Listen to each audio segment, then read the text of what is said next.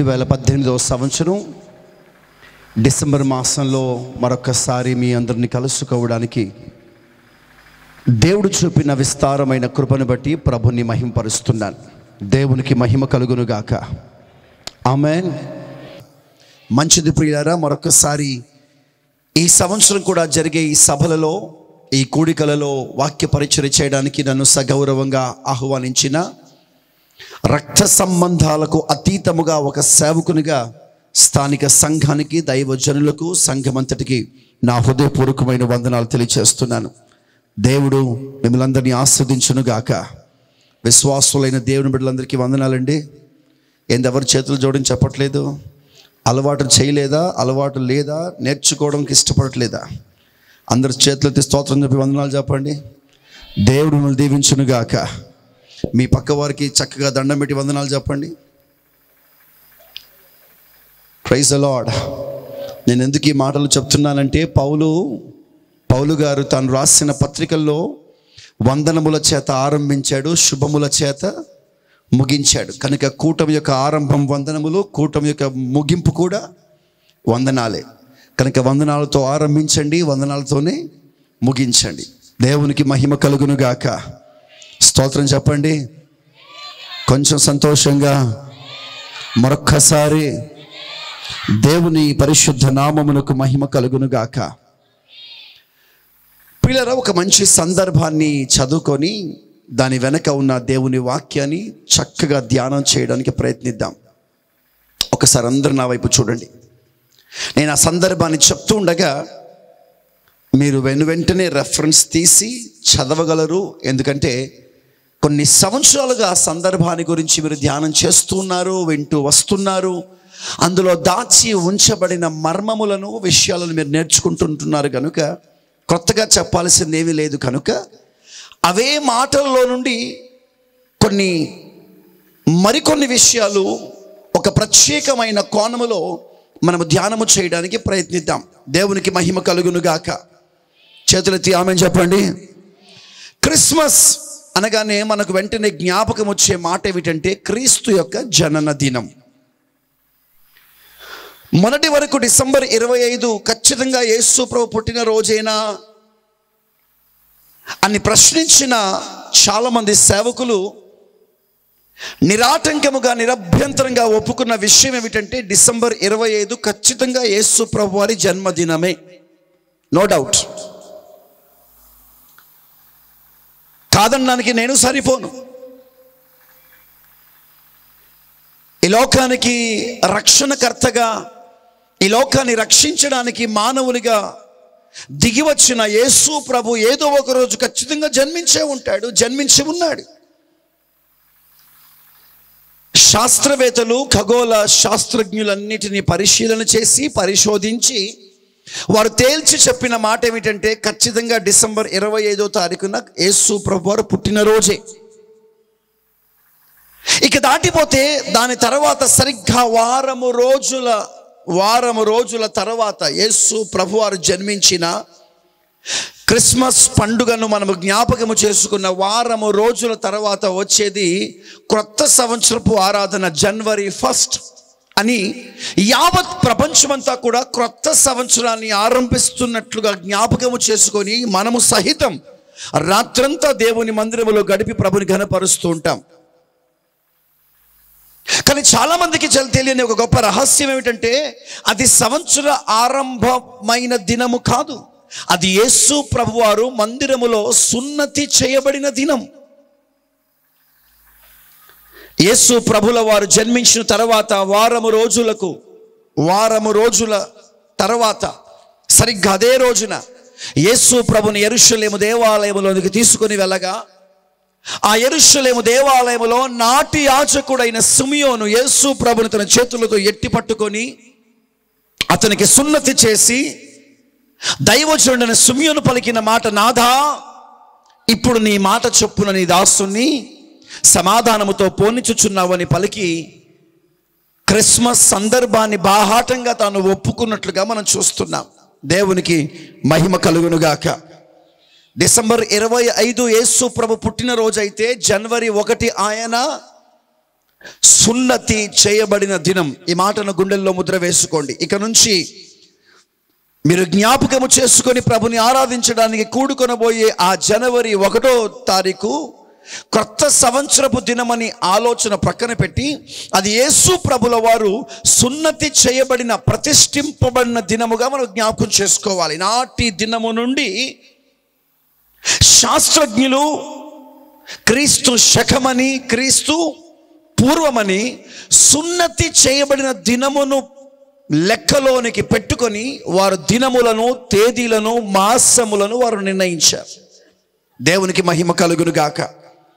కనుక ఈరోజు ప్రపంచమంతా యేసు ప్రభుని అంగీకరించకపోయినా బాహాటంగా వారు ఒప్పుకుంటున్న మాట, ఏ తారీఖు చెప్పాలన్నా వారు ఉపయోగించవలసిన మాట క్రీస్తు శకము, లేకపోతే క్రీస్తు పూర్వం, మొదటి కాలము నాటి సందర్భాలు వారు చెప్పాలన్నా, యేసు క్రీస్తు ప్రభు వారి తర్వాత ఉన్న కాలాన్ని సంబోధించాలన్నా క్రీస్తు నామకరణము లేనిదే కాలము యొక్క వివరణ లేదు. కనుక కాలములన్నీ యేసు ప్రభు నామములో దాచబడి ఉన్నాయి. దేవునికి మహిమ కలుగునుగాక. చేతులెత్తి ఆమేన్ చెప్పాలి. Praise the Lord. ఇప్పుడు జాగ్రత్తగా కొన్ని ప్రాముఖ్యమైన విషయాలు మీరు ఆలకించాలని మనవి చేస్తున్నాను. తూర్పు దేశము నుండి 3 జ్ఞానులు ఆకాశములో వెలసిన ఒక వింతైన నక్షత్రమును వారు చూచి వారి గ్రంథములను విప్పి వారి పరిశోధన చేయగా వారికి అర్థమైన సత్యం ఏమిటంటే, తూర్పు దిక్కున ఉదయించిన నక్షత్రమును చూచుట వలన తూర్పు వైపున ప్రజలందరినీ ఏలు ఒక రాజు జన్మించాడన్న విషయాన్ని తెలుసుకొని వెనువెంటనే వారి వాహనములనెక్కి ప్రయాణమై బయలుదేరి యేసు ప్రభుల వారు పుట్టిన స్థలమునకు వచ్చి వారు తీసుకొని వచ్చిన విలువైన వస్తువులను ఆయనకు బహుమానముగా అప్పగించి వారు ప్రభుని ఆరాధించినట్టుగా మనం చూస్తున్నాం. కాసేపు మీరెవరు బైబిల్ తెరవడానికి వీల్లేదు, అవసరం కూడా లేదు. చక్కగా చేతులు కట్టుకోండి. నేను చెప్తున్న మాటలు నా వైపు చూస్తూ మీరు జాగ్రత్తగా ఆలకించాలని మనవి చేస్తున్నాను. యేసు ప్రభు జన్మించిన ఆ దినమున జరిగిన ఒక ఆశ్చర్యకరమైన సంఘటన మీ మనసులోనికి తీసుకొని వస్తాను. Praise the Lord. చెప్పొచ్చు ఆమేనని? ఇంకొంచెం గట్టిగా. చేతులున్న వారే లేపండి, లేకపోతే దాసిపోతుని పెట్టుకోండి. ఆమేన్. దేవునికి మహిమ కలుగును గాక. చాలా ప్రాముఖ్యమైన విషయం. ఈనాటి నా ప్రసంగ సారాంశం, మూర్ఖుడైన హేరోదు, జ్ఞానులైన బుద్ధిమంతులైన జ్ఞానులు. మూర్ఖుడైన హేరోదు, బుద్ధిమంతులైన జ్ఞానులు. ఇంతకీ జ్ఞానులు ఎవరు, ఈ హేరోదు ఎవరో కాస్త చరిత్రలోనికి వెళ్ళి కొన్ని ప్రాముఖ్యమైన విషయాలు మీతో నేను పంచుకుంటాను. జాగ్రత్తగా వినండి.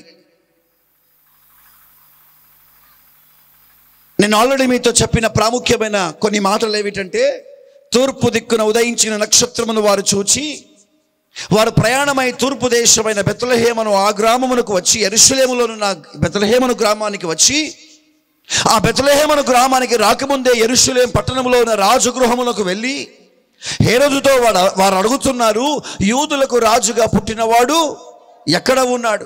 ఆశ్చర్యపోయిన హేరోదు, మీరు కూడా వెళ్ళి ఆ రాజు ఎక్కడ జన్మించాడు, ఎక్కడున్నాడో నాకు విషయం తెలియపరచండి, నేను కూడా వచ్చి ఆయనను పూజించదమని వారితో చెప్పగా, ప్రయాణమైన జ్ఞానులు బెత్లెహేమును ఆ గ్రామములో పశువుల పాక వైపు దారి చూపించిన నక్షత్రమును వెంబడిస్తూ వారు ఆ స్థలానికి వచ్చి యేసు ప్రభుని మనస్సుపూర్వకంగా ఆరాధించి వారు తీసుకొని వచ్చిన కానుకలను యేసు ప్రభుకిచ్చి ఘనపరిచినట్లుగా మనం చూస్తున్నాం. దేవునికి మహిమ కలుగును గాక. ఇంతకీ ఈ 3 జ్ఞానులు ఎవరు? ఈ హేరోదు ఎవరు? అసలు వారి చరిత్ర ఏమిటి? వారి చరిత్రలో నుంచి ఈరోజు ప్రభు మనకు నేర్పిస్తున్న పాఠాలు ఏమిటో 1-2 ప్రాముఖ్యమైన విషయాలు మీరు జాగ్రత్తగా వినాలని ప్రభు వెంట మనవి చేస్తున్నాను. పరిశుద్ధ గ్రంథములో చక్కగా వర్ణింపబడిన మాట ఏమిటంటే, వీరు తూర్పు దేశము నుండి వచ్చిన జ్ఞానులు అని రాయబడి ఉంది. చెప్పండి ఆ మాట. ఎవరంటే వాళ్ళు? జ్ఞానులు అనండి గట్టిగా. ఆంగ్ల భాషలో జ్ఞానులు అన్న మాటకు ఉపయోగించిన మాట ఏమిటంటే వైజ్ మెన్. Wise men. కానీ వాస్తవంగా గ్రీకు భాషలో కానీ, లాటిన్ పదములో కానీ, హీబ్రూ భాషలో కానీ ఉపయోగింపబడిన చెప్పబడిన పదం ఏమిటంటే Maggi. MAGI, Maggi. The Maggi from the east. Maggi అన్న మాటకు భాషాంతరమున అర్థం ఏమిటంటే మెజిషియన్, అనగా మాంత్రికులు. మాంత్రికులు ఏమిటి? కొన్నిసార్లు ఈ మాంత్రికులు అన్న మాట వినగానే మనకు భయము కలుగుతుందా? లేకపోతే అబ్బాయి ఎంత మాంత్రికుడు వచ్చాడు, మాంత్రికుడు అన్న పదం వినపడ సంతోషిస్తారా? ఏమండి, మంత్రాలు చేసేవాళ్ళు, మాంత్రికులు, మంత్రగాళ్ళు అన్న మాట మీ చెవులో పడగానే మీకు సంతోషం కలుగుతుందా, భయం కలుగుతుందా? కొంచెం గట్టిగా చెప్పండి. భయం కలుగుతుంది కదా. అంటే మాంత్రికులు అన్న మాట వినగానే భయం కలిగించే, పుట్టించే స్వభావం కలిగిన వారా ముగ్గురు మనుష్యులు. జాగ్రత్తగా మీరు నా మాటలు ఆలకించండి. ఒక ప్రక్క బైబిల్ వారిని సంబోధించి చెప్పిన మాట, వారు మాంత్రికులు. చరిత్రకారులు పరిశుద్ధ గ్రంథములో కూడా వారి విషయమైన సందర్భాలు కొన్ని మనము చూచినప్పుడు,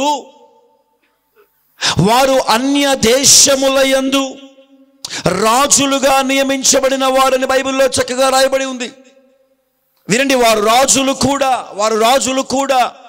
ఈ ముగ్గురు జ్ఞానులు కేవలం జ్ఞానులు మాత్రమే కాదు, వారు రాజులు. మీకు అర్థమవుతుందో లేదో నాకు తెలియదు, కానీ జాగ్రత్తగా గుర్తుపెట్టుకోండి. ఒకటి, వీరు జ్ఞానులు అని రాయబడి ఉంది. వాస్తవంగా వారు జ్ఞానులు కాదు, వారు ఎవరంట? మాంత్రికులు. అంత మాత్రమే కాదు, వారు ఎవరై ఉన్నారంట? అన్య దేశమునకు వారు రాజులు. ఈరోజు నేను ఏం ప్రసంగం చేయాలని ఆలోచిస్తున్నప్పుడు, చిన్ననాటి కాలమున మా సండే స్కూల్లో మేము నేర్చుకున్న ఒక ఇంగ్లీష్ పాట నాకు జ్ఞాపకం వచ్చింది. ఆ ఇంగ్లీష్ పాటలో ఉన్న పదాలు ఏమిటంటే, we 3 kings of Orient are. We 3 kings. Kings అంటే ఎవరు? చెప్పాలి గట్టిగా. ఇప్పుడు ఈ ముగ్గురు నిర్మోహమాటంగా ఒప్పుకుంటున్న మాట ఏమిటి? బాబు, మేము జ్ఞానులము కాదు, మేము మాంత్రికులము కాదు, మేము ఎవరము? రాజులం. అందరూ ఆమెను చెప్పండి కొంచెం గట్టిగా, కొంచెం గట్టిగా. ఒక ప్రక్క బైబిల్ చెప్తుంది వారు జ్ఞానులని, ఇంకో ప్రక్క మన బైబిల్లో వర్ణించబడిన మాట వారు మాంత్రికులని, మరో ప్రక్క వారు నిరభ్యంతరంగా ఒప్పుకుంటున్న మాట వారు రాజులని. అవునన్నా కాదన్నా, వీరు అన్య దేశమునకు సంబంధించిన వారు. ఒక మాటలో చెప్పాలి అంటే, ఈ ముగ్గురు ఆ దేశములో లేదా వారి దేశాలలో రాజకీయ సలహాదారులుగా, పొలిటికల్ కౌన్సిలర్స్గా, ఆ దేశాన్ని పరిపాలించే వారిగా, లేకపోతే వారి దేశముల యందు ఒక న్యాయపీఠములో ఒక చక్కటి సలహాదారులుగా ఉన్న వారు ఈ ముగ్గురు జ్ఞానులు. దేవుని ప్రేమని బిడ్డలారా, యేసు ప్రభు జన్మించిన కాలమున జరిగిన సంఘటనలన్నీ కాస్త మన మనసులో పెట్టుకొని వాటన్నిటి విషయమై ఆలోచన చేసినప్పుడు ప్రత్యక్షమవుతున్న కొన్ని విషయాలు ఈరోజు మనకు చాలా గుణపాఠాలు నేర్పిస్తుంటాయి. జాగ్రత్తగా మీరు ఆలకించాలి. దేవునికి మహిమ కలుగును గాక. ఒక ప్రక్క వారు జ్ఞానులు అంటుంది బైబిల్, మరో ప్రక్క వారు మాంత్రికులు అని స్పష్టంగా అర్థమవుతుంది. రెండో ప్రక్క వారు ఒప్పుకుంటున్న మాట, మేము రాజులము. వీరి విషయమై చరిత్రలో ఉన్న కొన్ని సత్యాలు మనం బయటికి తీసుకుని వస్తే, ఆ దేశమునకు వారు రాజకీయ సలహాదారులుగా, న్యాయ పీఠము పైన వారు ఒక చక్కటి, అంటే న్యాయవాదికి, లేకపోతే జడ్జిని ఏమంటారు తెలుగులో, న్యాయాధిపతి లేదా న్యాయమూర్తికి ఒక మంచి సలహాలు ఇచ్చేవారిగా, పారసీకుల దేశమున ఒక చక్కటి అధికార స్థానములో ఉన్నవారు ఎవరు? ఈ ముగ్గురు. చెప్పాలి, ఈ ముగ్గురు జ్ఞానులు. జాగ్రత్తగా దేవునికి మాట వినాలని మనవి చేస్తున్నాను. మీరు కూడా మాట్లాడగలిగితే నేను చెప్తున్న మాటలు మీకు అర్థమవుతాయి. చేతులెత్తి ఒకసారి ఆమెన్ చెప్పండి, ఆమెన్ చెప్పండి. నా పాయింట్ మీకు అర్థమైందా? ఈ ముగ్గురు జ్ఞానులు అంటుంది బైబిల్, ఈ ముగ్గురు మంత్రగాళ్ళు అంటుంది బైబిల్, ఈ ముగ్గురు రాజులు అంటుంది బైబిల్. పర్షియా దేశం, పర్షియా, ఇంగ్లీష్లో పర్షియా అన్నారు, తెలుగులో పారసీకుల దేశమందు రాజకీయ సలహాదారులుగా, వింటున్నారా, న్యాయమూర్తికి చక్కటి సహకారులుగా నియమింపబడిన వారే ఈ ముగ్గురు మనుషులు. వీరు మామూలు మనుషులు కాదు, వీరు చాలా ఒక ఉన్నతమైన స్థాయిలో ఒక శ్రేష్టమైన స్థితిగతులను పొందిన వారి ముగ్గురు మనుషులు. ఆశ్చర్యకరమైన విషయం చెప్పనా, ఈ మాంత్రికులను, ఈ రాజులను, అన్య దేశంలో అయిన ప్రజలను, వీళ్ళని పట్టుకొని బైబిల్ వారికి పెట్టిన పేరేమిటంటే జ్ఞానులు. అనండి గట్టిగా, చెప్పాలి గట్టిగా. మాంత్రికులకి దేవుడు ఏమని పెడుతున్నాడు, మాట్లాడాలి, జ్ఞానులని పేరు పెట్టాడు. ఇతర అన్య దేశాన్ని పరిపాలిస్తున్న రాజులకు ఏమని పేరు పెట్టాడు, జ్ఞానులు. అనండి గట్టిగా. మీరందరూ పలకాల్సిన మాట ఒకటే, జ్ఞానులు అనండి గట్టిగా. ఈ మాంత్రికులను ఏమని పేరు పెట్టింది, ఈ రాజులకు ఏమని పేరు పెట్టాడు, ఈ రాజకీయ సలహాదారులకు ఏమని పేరు పెట్టాడు. మీరు ఏదైనా చెప్పాల్సిన సమాధానం ఒకటే, వారు ఎలా నియమించబడ్డారంట, జ్ఞానులుగా నియమించబడ్డారు. ఇప్పుడు నా పాయింట్, మాంత్రికులు జ్ఞానులు ఎలా అవుతారు? రాజుగా ఉన్న ప్రతివాడు జ్ఞానిగా ఉండడానికి రూలేమి కాదే. ఆ మధ్యలో మన భారతదేశాన్ని పరిపాలించిన ఒక రాజు పేరు మొహమ్మద్ బిన్ తుగ్లక్.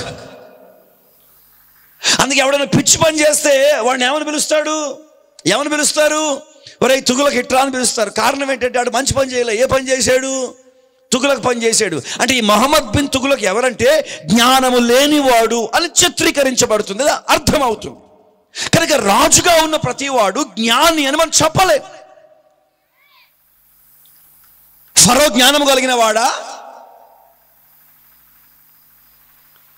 మాదీయ పారసీకుల రాజ్యాన్ని పరిపాలిస్తున్న ప్రతి రాజు జ్ఞానం కలిగిన వాడేనా?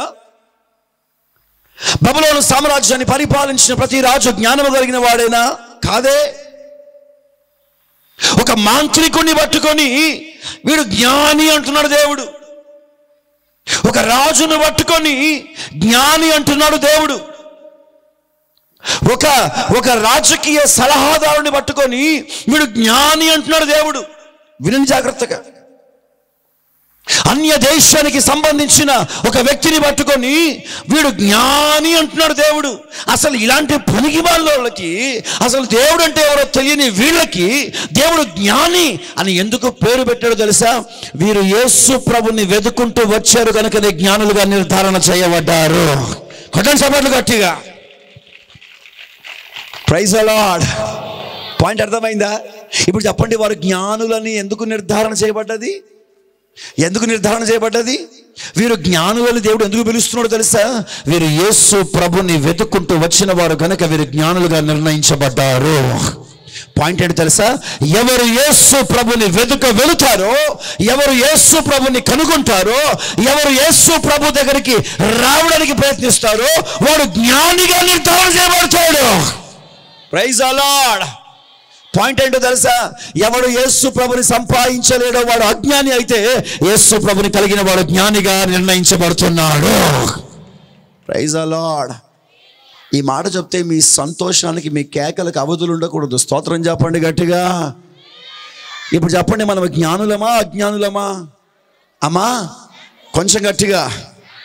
పక్క వారికి భుజము తట్టి చెప్పండి, మనము జ్ఞానులమనండి. చెప్పిన వారు ధన్యులు, చెప్పని వారు అన్యులు. స్తోత్రం. చెప్పిన వారు జ్ఞానులు, చెప్పని వారు అజ్ఞానులు.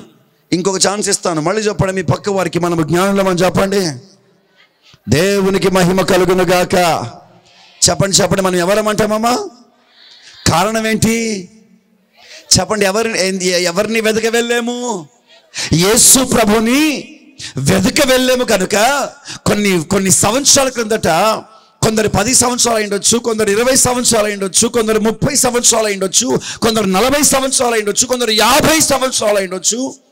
కొందరు ఈ మధ్య ప్రభు దగ్గరికి వచ్చి ఉండొచ్చు. నీవు నిజమైన దేవుడు ఎవరని వెతికి ఆయన కనుగొని ఆయనను వెంటాడి ఆయన వెతికి యేసు ప్రభు దగ్గరికి వచ్చావు కనుక యేసు ప్రభుని వెతికిన ప్రతివాడు జ్ఞాని అని దేవుని వాక్యం చెప్తుంది. దేవునికి మహిమ కలుగును గాక. నీకు చదువు సంధ్య లేకపోయినా నీవు జ్ఞానివే. ఆమేన్ చెప్పరేంట్రా?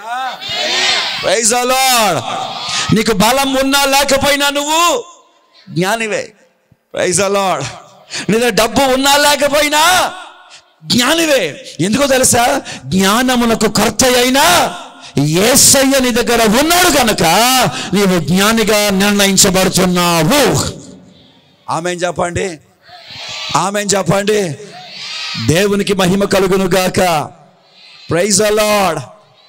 ఈ మాట నా చెవులో పడగానే చాలా సంతోషం అనిపించింది. వారు చదువుకున్న చదువును బట్టి కాదు జ్ఞానులను దేవుడు చెప్పాడు. వారు నేర్చుకున్న బోధన బట్టి కాదు వారు జ్ఞానులు నిర్ధారణ చేయబడ్డది. వారి స్థాయి, వారి హోదా, వారి అంతస్తును బట్టి కాదు. ఈ రోజుల్లో చాలా మంది క్రైస్తవులుగా నామకరణం చేయబడి క్రీస్తు ఎవరో తెలియకుండా బ్రతుకుతున్న వారు ఎంతమంది లేరు? యేసు ప్రభు ఎవరో, యేసు ప్రభు ఏమైనాడో, యేసు ప్రభు వ్యక్తిత్వం ఏంటో, ఆయన స్వభావం ఏంటో, ఆయన పరిస్థితులు ఏమిటో అర్థం కాని పరిస్థితుల్లో ఈరోజు జీవిస్తున్న క్రైస్తవులు ఎంతమంది లేరు? దేవుని పరిశుద్ధ నామానికి మహిమ కలుగును గాక. ఆమేన్ చెప్పండి. చెప్పాలి గట్టిగా. దేవునికి మహిమ కలుగును గాక. ఎక్కడో కొన్ని వేల మైళ్ళ దూరములో ఉన్న జ్ఞానులు ఆకాశములో వెలసిన వింత నక్షత్రమును చూచి ఆ నక్షత్రము ఉదయించుటగలిగిన కారణం ఒక రక్షకుడు పుట్టి ఉన్నాడని ఆయనను కనుగొనుటకై ఆయనను వెతుకుచు రాత్రంతా ప్రయాణం చేసి రాత్రింబగలు ప్రయాణం చేసి ఆయన గురించి కనుగొంటూ యూదులకు రాజుగా పుట్టాడంట, మీకు తెలుసా అని వెతుకుంటూ రాజభవనంలోనికి వెళ్ళి రాజు మనస్సును కూడా కలవరపరిచి అప్పటి వరకు ఆ దేశంలో ఉన్న ప్రజలకు కూడా తెలియని వార్తను జ్ఞానుల ద్వారా వార్త అందితే రాజు మొదలుకొని దేశంలో ఉన్న ప్రజలందరూ కూడా ఆశ్చర్యపోయి విభ్రాంతి నొంది మరొక రాజు పుట్టాడా, ఎవరా రాజు అని అందరికీ ఆశ్చర్య కలిగించే విధముగా వారి ప్రయాణము సాగింది. దేవునికి మహిమ కలుగును గాక.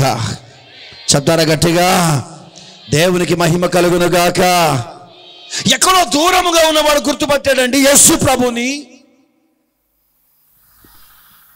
కొన్ని వందల మైళ్ళ దూరంలో ఉన్నవారు గుర్తుపట్టారండి యేసు ప్రభుని. ఆయనను చూడకుండానే ఒక రక్షకుడు పుట్టాడు నమ్మారండి దూరదేశంలో ఉన్నవారు. ఇది జ్ఞానుల పరిస్థితి, ఇది జ్ఞానుల స్థితిగతులు. ఇకపోతే యేసు ప్రభు ఏ దేశంలో పుట్టాడో ఆ దేశానికి రాజుగా ఉన్న అతని దగ్గరికి వెళ్దాం. అతని పేరే చెప్పాలి. యేసు ప్రభు పుట్టినప్పుడు ఇశ్రాయేలు దేశాన్ని పరిపాలిస్తున్న రాజు పేరు హేరోదు. హేరోదు మామూలుడేం కాదు, అతడు కూడా చాలా జ్ఞాన సంపన్నుడే. అతనికి చాలా మంచి పేరుంది. ఇశ్రాయేలు దేశానికి మేము వెళ్ళి వచ్చినప్పుడు అక్కడ చారిత్రాత్మకమైన కొన్ని పుస్తకాలలో హేరోదు గారి పేరును బంగారు అక్షరాల చేత రాసి ఉంచారు. అతడు కొన్ని అసాధారణమైన విషయాలు సాధించాడు కాబట్టి, ఎన్నో యుద్ధాలు గెలిచాడు కాబట్టి, అతడు కట్టిన పట్టణములన్నిటిని బలి అలంకరించాడు. ప్రపంచంలో అలంకరింపబడిన పట్టణాలు ఎవరైనా కట్టారు అంటే ఆయన పేరే హేరోదు. చెప్పండి, అతని పేరే హేరోదు. జ్ఞానము కలిగిన వాడు, బలము కలిగిన వాడు, యుద్ధములను జయించిన వాడు, అసాధ్యమైన వాటిని సాధ్యపరచగలిగిన వాడు, తనకు చేతగాని విషయాలు ప్రజలకు చేతగాని విషయాలు తాను చేసి నిరూపించిన వాడు, ప్రజల మధ్య ఒక పేరును, ప్రజల మధ్య ఒక ప్రఖ్యాతిని, ప్రజల మధ్య ఒక మంచి ఔన్నత్యాన్ని సంపాదించిన వాడే హేరోదు.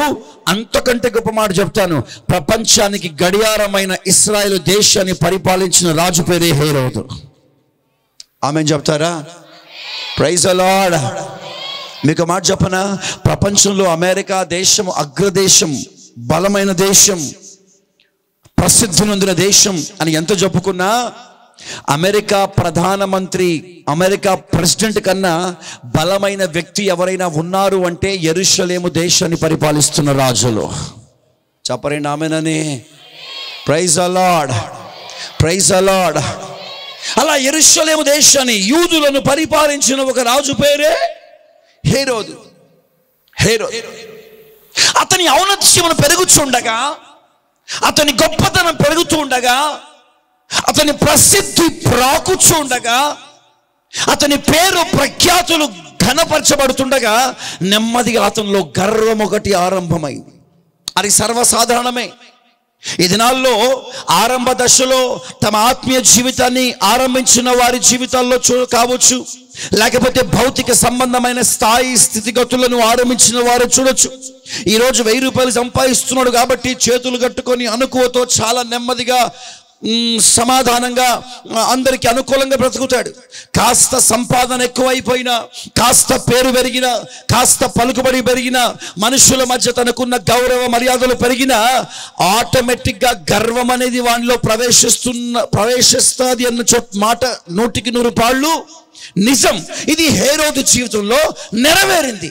అతను ఎంత కఠికుడిగా మారిపోయాడంటే, అతడు ఎంత కఠినాత్ముడు అంటే, అతడు చేసుకున్న 10 మంది భార్యల్లో 7 కిరాతకంగా చంపేశాడు. హేరోదుకు 10 మంది భార్యలు, 10 wives, and he killed 7 of his wives brutally. చాలా భయంకరంగా. ఒక భార్యనైతే ముక్కలు ముక్కలు చేసి అలా తన కోట ప్రాకారంలో గోడల మీద ఏలాడదీశాడు. ఇంకొక భార్యను కాళ్ళు పైకి తల కింది కట్టేసి బ్రతికి ఉండగానే కత్తితో ఆమె చర్మాన్ని ఒల్చేశాడు. ఇంకొక భార్యను ఆకలితో ఉన్న సింహాల బోన్లో పడేసి ఆ బ్రతికి ఉన్న ఆవిడను సింహాలు పీక్కొని తింటుంటే చప్పట్లు కొట్టుకుంటూ డాన్స్ ఆడుతూ ఆనందించిన వాడు హేరోదు. అంత కఠికుడు, అంత క్రూరుడు. యేసుప్రభు అదే దేశంలో పుట్టాడు, ఆయనకు దగ్గరలోనే పుట్టాడు. ఆయన జననం ఆయనకు అతి సమీపమైన స్థలంలోనే జరిగింది.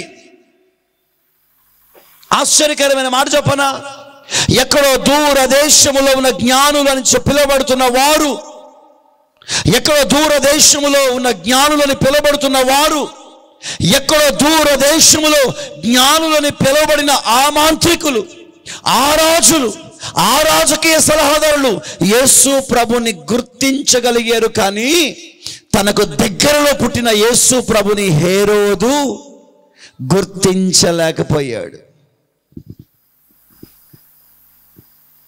The wise men could recognize who the Jesus is. దూరదేశంలో జన్మించిన ఆ వ్యక్తి అతను లోకరక్షకుడని, సర్వలోకానికి రక్షణను తీసుకొని వచ్చే దైవ కుమారుడని, అతడు రక్షకునిగా ఆవిర్భవించాడని, దేవాతి దేవుడే ఆయనను లేదా తన కుమారుడని యేసు ప్రభుని ఈ లోకానికి పంపించాడని ఎక్కడో దూరముగా ఉన్నవారు గుర్తించారు. కానీ సమీపముగా ఉన్న ఆ హేరోదు యేసు ప్రభుని గుర్తించలేకపోయాడు. ఇది సాధారణమే. తనకు దగ్గరగా ఉన్నవారు తన విలువను అర్థం చేసుకోలేరు, కానీ దూరముగా ఉన్నవారు ఆ వ్యక్తి యొక్క విలువను అర్థం చేసుకుంటారు. దేవునికి మహిమ కలుగును గాక. అప్పుడప్పుడు తరచుగా మనం వేస్తూ ఉంటాము చిన్న చిన్న డైలాగులు, చిన్న చిన్న మాటలు. నీకు దగ్గరగా ఉన్నాను కాబట్టి, నీకు అన్ని చేసి పెడుతున్నాను కాబట్టి, నీకు అన్ని చూసుకుంటున్నాను కాబట్టి నా విలువ నీకు అర్థం కావట్లేదురా, తెలియట్లేదురా. నేను దూరం అయిపోయిన రోజున నా ప్రేమ ఏంటో, నా మంచితనం ఏంటో, నా ఆప్యాయత ఏంటో, నా ఆదరణ ఏంటో మీకు అర్థమవుతుంది అని అప్పుడప్పుడు మనసు కష్టం కలిగినప్పుడు మనం మాట్లాడతామే. ఇప్పుడు అది కనబడుతుంది అక్కడ. కొన్నిసార్లు వేదన పడుతున్న సందర్భాలు ఎదురవుతాయి. ఇంత చేస్తున్నా నా వారు నన్ను గుర్తించట్లేదేంటి, ఇంత చేస్తున్నా నాకెందుకు ఆ ప్రేమ దొరకట్లే, నాకెందుకు ఆదరణ దొరకట్లేదు.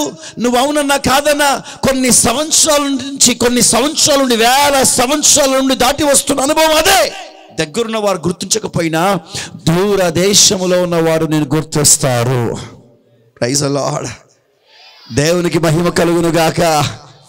ఆమేన్ చెప్పండి, ఆమేన్ చెప్పండి. మీకు మంచి మాట జ్ఞాపకం చేస్తాను, చదువున్న మాటని ఇప్పుడు. మత్తయి సువార్త 8వ అధ్యాయం,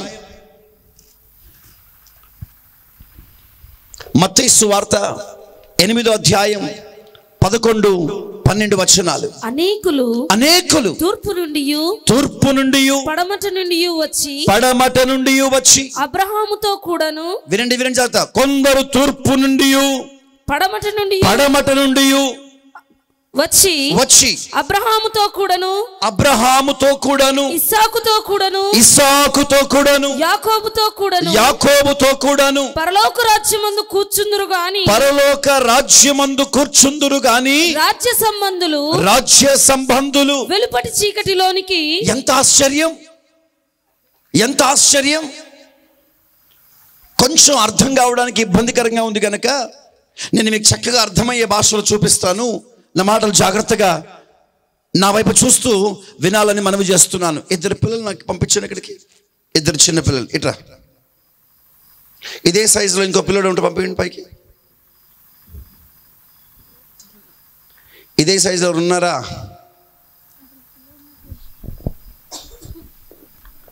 అరే ఏ ఎల్లో సొక్క రా ఇక్కడ నిలబడు. అసలు దొరికిండు నాకు. చేయి కట్టుకొని నిలబడు. కదిలేవా? యేసు రక్తం చెయ్యి. అర్థమవుతుందా? హైదరాబాద్ నుంచి వచ్చిన పెద్ద పాస్టర్ని. సరిగ్గా చేయి కట్టుకొని నిలబడు. రైట్. ఇప్పుడు వినండి, మరొకసారి చదవండి. అనేకులు తూర్పు నుండి, నన్ను చూస్తున్నారా? అనేకులు తూర్పు నుండి పడమట నుండి వచ్చి అబ్రహాముతో కూడాను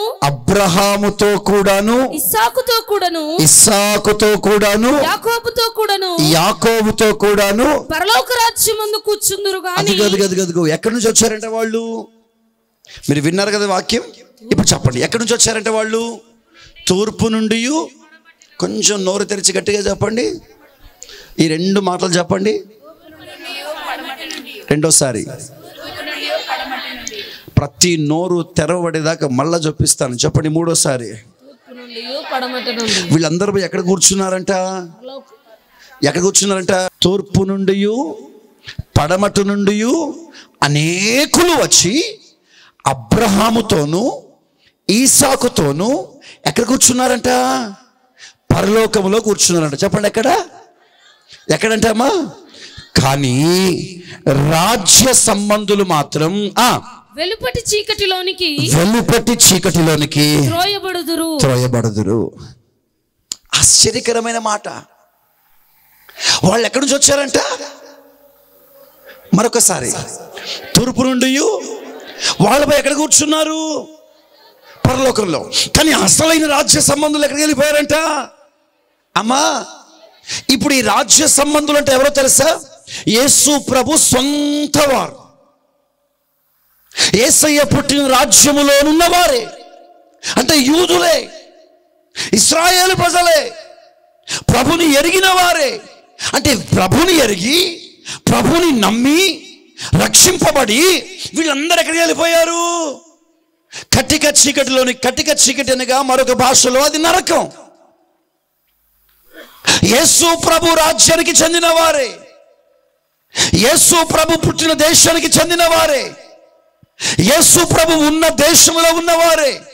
యేసయ్య తిన్న తిండే తిన్నారు, యేసయ్య త్రాగిన నీరే త్రాగారు, యేసయ్య నడిచిన భూమిలో నడిచారు. వీళ్ళందరూ ఎక్కడికి పోయిరంట?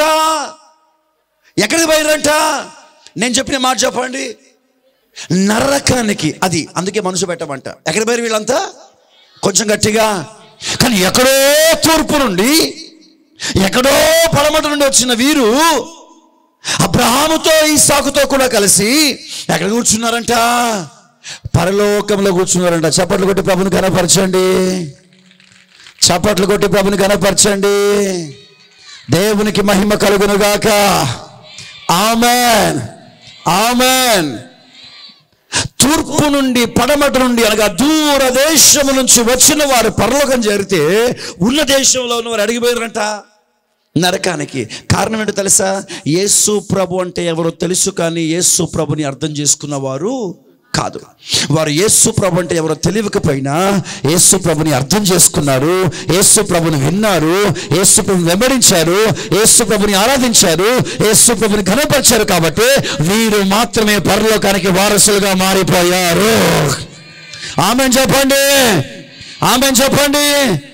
కనుక యేసు ప్రభుని కలిగిన వారం అన్నట్లుగా మీరు బ్రతికితే నరకం తప్పదు. కనుక యేసు ప్రభుని కలిగిన వారిగా కాదు, అసలు యేసు ప్రభు ఎవరో తెలుసుకోండి. యేసు ప్రభు లోకానికి ఎందుకు వచ్చాడు? యేసు ప్రభు రాక కారణం ఏమిటి? యేసయ్య ఎలా జన్మించాడు? ప్రతి సంవత్సరం క్రిస్మస్ రాగానే పాటలు పాడుకొని ఆరాధించడం కాదమ్మా. ఈ రాత్రి నువ్వు తెలుసుకోవలసిన మాట, అసలు యేసు ప్రభు రావడానికి కలిగిన కారణం ఏమిటి? యేసు ప్రభు జనన ఉద్దేశం ఏమిటి? అసలు యేసు ప్రభు ఈ లోకానికి ఏ కారణం చేత వచ్చాడు, దేని కొరకు వచ్చాడు, అది తెలుసుకోకుండా, ఆయనను వెతకకుండా, ఆయన కొరకు ప్రయాసపడకుండా, ఆయన కొరకు నువ్వు ప్రయాసపడకుండా, ఆయన ఎక్కడున్నాడో ఎలాగున్నాడో వెతకకుండా ఒక సాధారణమైన క్రైస్తవునిగా బ్రతికితే నరకం తప్పదు.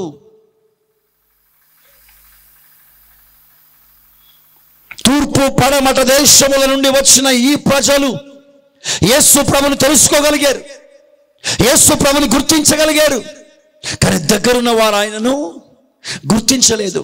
ఇదే మాటను యోహాను భక్తుడు ఏమని రాస్తున్నాడో ఒకసారి చూద్దాం. యోహాను సువార్త 1వ అధ్యాయం 5వ వచనం. ఆయనలో జీవముండెను, ఆ జీవము మనుషులకు వెలుగై ఉండెను, ఆ వెలుగు చీకటిలో ప్రకాశించుచున్నది గాని, ఆ వెలుగు చీకటిలో ప్రకాశించుచున్నది కానీ చీకటి దాన్ని గ్రహింపకుండెను. చూసారా, యేసు ప్రభు వచ్చింది తన స్వకీయుల మధ్యకే. యేసు ప్రభు వచ్చింది తన సొంత వారి దగ్గరకే. యేసు ప్రభు వచ్చింది తన ప్రజల యొద్దకే. కానీ ఆశ్చర్యకరమైన విషయం, ఎవరి మధ్య ఆయన జన్మించాడో, ఎవరు ఆయన వారు అనుకున్నాడో, ఎవరు ఆయన ప్రజలని ప్రభు ఉద్దేశించారో వారు ఆయనను గ్రహింపలేకపోయారు. ఎక్కడో తూర్పు నుండి పడమటి నుంచి వచ్చిన వీరు యేసు ప్రభుని తెలుసుకున్నారంట. చేతులు ఉన్నాయా? గట్టిగా చెప్పండి, గట్టిగా. రాజ్య సంబంధులు ఎక్కడికి వెళ్ళిపోయారు? ఎక్కడికి వెళ్ళిపోయారు? తూర్పు నుండి పడమటి నుంచి వచ్చిన వారు ఎక్కడికి వెళ్ళిపోయారు? Very good. ఇప్పుడు నువ్వు రాజ్య సంబంధిగా ఉంటావా, పరలోక సంబంధిగా ఉంటావా? చెప్పాలి గట్టిగా. ఎంత దరిద్రం అంటే, యేసు ప్రభు వచ్చింది ఎవరి మధ్యలోనికి? ఎవరి మధ్యలో ఆయన జన్మించాడు? తన వారి మధ్యలో. ఎవరి మధ్యలో? తన సొంత వారి మధ్యలోనికి వచ్చాడు. అయితే తన సొంత వారు ఆయనను గుర్తించలేకపోయారు. ఎక్కడో విగ్రహారాధనలో నలిగిపోతున్న భారతదేశానికి యేసయ్య దొరకగా వారి కంటే ముందు మనమే పరలోకానికి వారసులంగా మారిపోతున్నాము. ఆమేన్ చెప్తూ చప్పట్లు కొట్టాలి. హల్లెలూయా. ఇశ్రాయేలీయులైన ఆ ప్రజలు రాని స్థలమును రేపు పరలోకములో మనము సొంతం చేసుకోబోతున్నాం. ఆమేన్, ఆమేన్. ఇది ఈరోజు కొత్తగా చెప్పిన మాట కాదు. కొన్ని వేల సంవత్సరాల క్రిందట బిలాము ప్రవక్త ప్రవచించి చెప్పిన మాట అది. చదవండి, సంఖ్యాకాండం 24వ అధ్యాయం 17వ వచనం.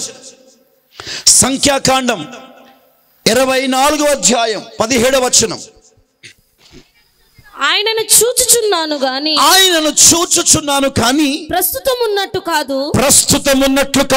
ఆయనను చూచుచున్నాను కానీ సమీపముననున్నట్టు కాదు. నక్షత్రము యాకోబులో ఉదయించును. అదిగో నక్షత్రము యాకోబులో ఉదయించును రాజదండము ఇశ్రాయేలులో నుండి లేచును. అది మోయాబు ప్రాంతములను కొట్టును. కలహ వీరులందరినీ నాశనము చేయును. ఎదోమును షేయిరు వారును ఇశ్రాయేలుకు శత్రువులు వారు స్వాధీనపరచబడుదురు. ఇక్కడ క్రిందికి వెళితే కొన్ని దేశాలను దేవుడు నాశనం చేస్తున్నాడు, కొన్ని దేశాలను ఆయన పట్టుకుంటున్నాడు, కొందరిని శపిస్తున్నాడు, కొందరిని ఆశీర్వదిస్తున్నాడు. అక్కడ ఆశీర్వాదాలు కొందరికి, శాపాలు కొందరికి. ఇవన్నీ పక్కన పెడితే నక్షత్రము ఎవరిలో ఉదయిస్తుందంట? గట్టిగా చెప్పాలి, కొంచెం గట్టిగా. ఈ జ్ఞానులు వచ్చి రాజైన హేరోదుతో అన్న మాట ఏంటి? తూర్పు దిక్కున ఉదయించిన ఆయన నక్షత్రమును చూచి మేము ఇక్కడికి వచ్చాం. ఆమేన్. ఇప్పుడు ఈ రెండింటినీ నేను కలుపుతాను, వినండి. తూర్పు దిక్కున ఉదయించిన నక్షత్రం, యాకోబులో ఉదయించిన నక్షత్రం. చెప్పండి రెండు మాటలు. అందరూ చక్కగా నా వైపు చూడండి, కాస్త మనసు పెట్టి నోరు తెరవండి, కొంచెం బలం ఉపయోగించండి. అలా ఎడ్డి మొహాలు వేసుకొని కూర్చుంటే ఉన్నది పోతుంది, దాసుకున్నది కూడా పోతుంది. కానీ కాస్త దండం పెట్టమన్నా పెడతాను, కానీ మీరు మాట్లాడండి.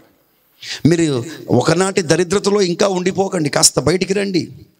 ఒక నూతన కృపను పొందడానికి మీరు ప్రయత్నించాలి. ప్రభు మీకు ఇస్తున్న అవకాశం సద్వినియోగపరుచుకున్న వారు ధన్యులు, దాన్ని పోగొట్టుకున్న వారు అన్యులు. Praise the Lord. చెప్తారా గట్టిగా? ఇంకొకసారి చెప్తారా? ఈ పక్క నుంచి ఎందుకో సౌండ్ చాలా తక్కువ వస్తుంది, గట్టిగా చెప్పండి ఒకసారి. రైట్. తూర్పు దిక్కున నక్షత్రం, యాకోబులో నక్షత్రం అనండి. అంటే యాకోబు యొక్క నక్షత్రం ఏ దిక్కున ఉదయించిందంట? గట్టిగా చెప్పాలి. అంటే తూర్పు దిక్కున ఉదయించిన యాకోబు నక్షత్రము వలన తూర్పు దేశము నుంచి వచ్చిన ప్రజలు ఎక్కడికి వెళ్ళిపోయారు? కనుక నువ్వు పరలోకానికి చేరాలంటే నక్షత్రము నీలో ఉదయించాలి. Praise the lord. ఎవరి నక్షత్రము? ఈ నక్షత్రం యాకోబులో పుట్టిన నక్షత్రం ఎవరు? యేసయ్య. అనగా యేసయ్య ఎవరిలో ఉదయిస్తారో వాడే పరలోకానికి వారసునిగా మారిపోతాడు.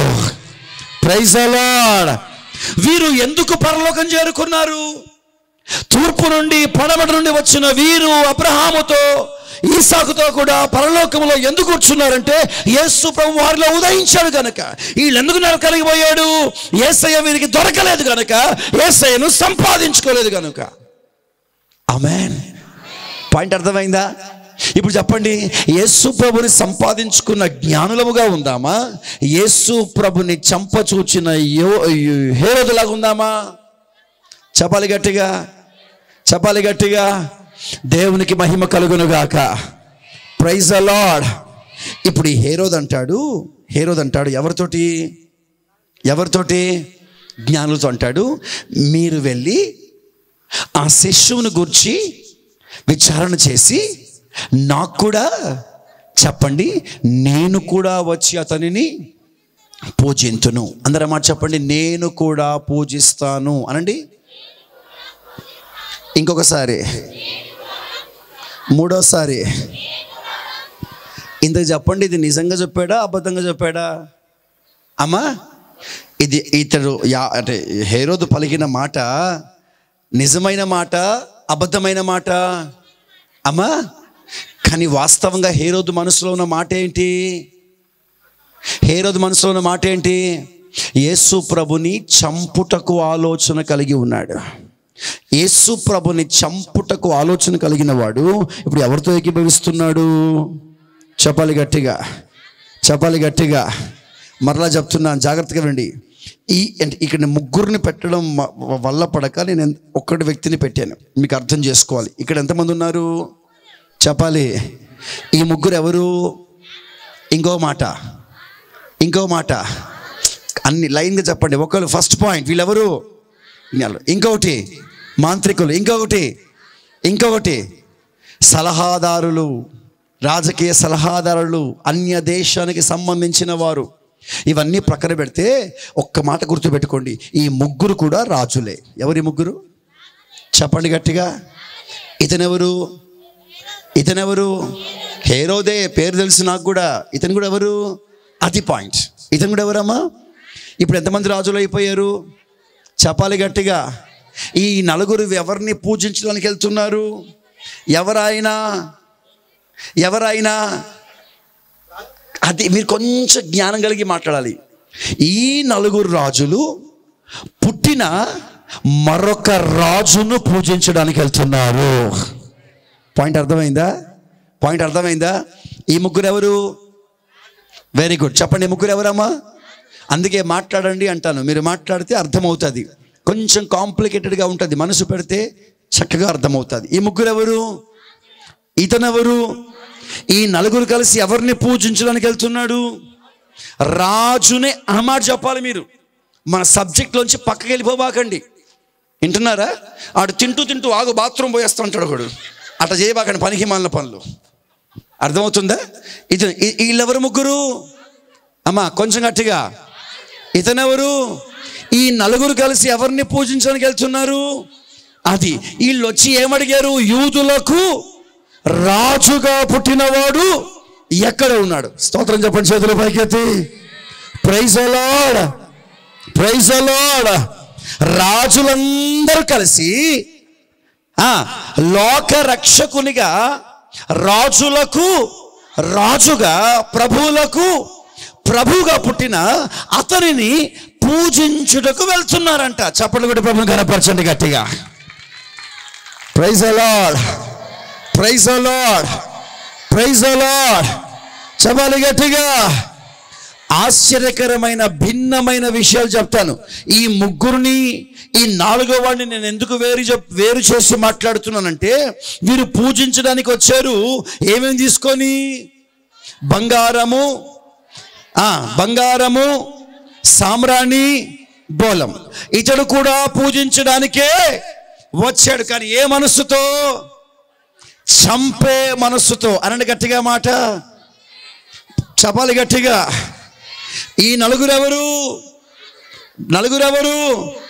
ఇప్పుడు ఒక మంచి మాట అడుగుతాను, నాకు సమాధానం చెప్పండి. యేసయ్య మనకిచ్చిన స్థానం ఏంటి? ఒక మాట చూపిస్తాను. రాజులైన యాజక సమూహమునై ఉన్నాను. మీ అందరి కుడి చేతులు పైకి లేపండి. ఎవరైనా నోరు మూసుకున్నారా చెప్పకుండా? ఇంకంతే, 2019 స్తోత్రమే.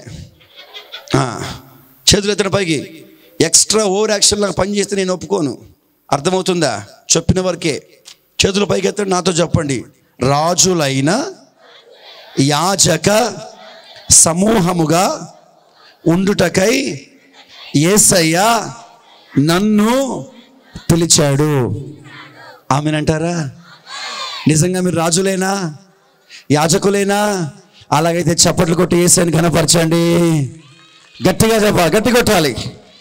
Praise the Lord. ఇప్పుడు చేతులు కుడిచే పైకి లేపి నిరభ్యంతరంగా ఒప్పుకోండి, నేను రాజునే. కొంచెం గట్టిగా, సంతోషంగా. దేవునికి మహిమ కలుగును గాక. డబ్బు లేకపోయినా రాజులమే, చదువు లేకపోయినా రాజులమే, బలము లేకపోయినా, ఏమి ఉన్నా లేకపోయినా యేసు ప్రభుని సంపాదించుకున్నాము కాబట్టి మనమంతా ఎవరము? దేవునికి మహిమ కలుగును గాక. అయితే ఇప్పుడు నువ్వు చేయాల్సిందేంటి? ఈ రాజులు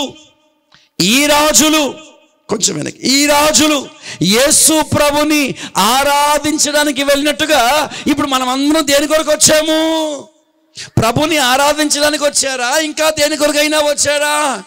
అబ్బా, ఈ పూట వంట చేసుకునే ఓపిక లేదు, ఎలాగో చర్చలో అన్నం పెడుతున్నారు, వెళ్ళిపోదాంపా అని వచ్చారా? చెప్పండి, దేని కొరకు వచ్చే మనమంతా? కొంచెం గట్టిగా.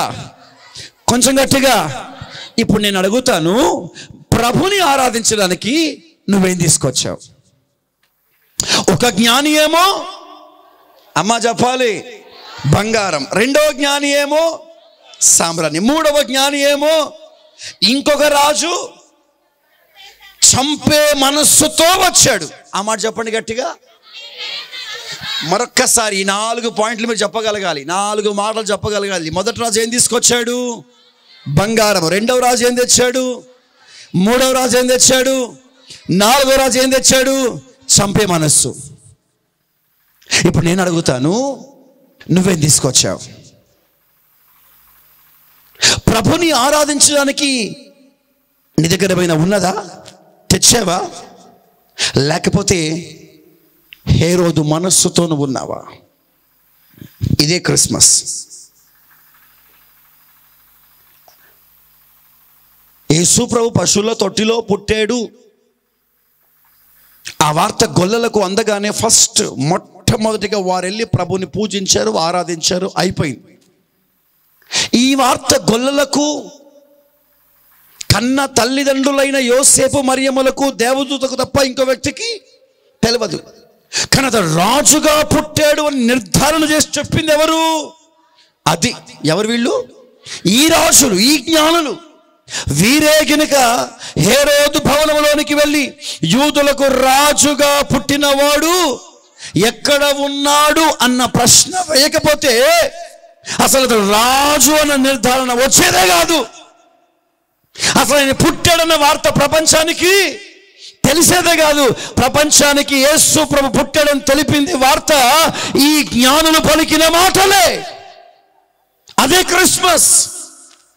ఇప్పుడు క్రిస్మస్ ఇక్కడ నేర్పిస్తున్న పాఠం, యేసు ప్రభు పుట్టాడని వీరు ప్రభుని పూజించడానికి వచ్చారే, ప్రభు పుట్టాడని 2000 సంవత్సరాల తర్వాత జ్ఞాపకం చేసుకోవడానికి వచ్చిన నువ్వు ఏం తెచ్చావు? What did you bring to celebrate the birth of Christ? What do you have to give to the Lord on his birthday? ఈ రాత్రి సత్యాన్ని తెలుసుకోకుండా ఇక్కడి నుంచి నువ్వు వెళ్ళొద్దు. బాధకరమైన విషయం. ఒక మాటలో చెప్పాలంటే సంతోషించదగిన మాటే.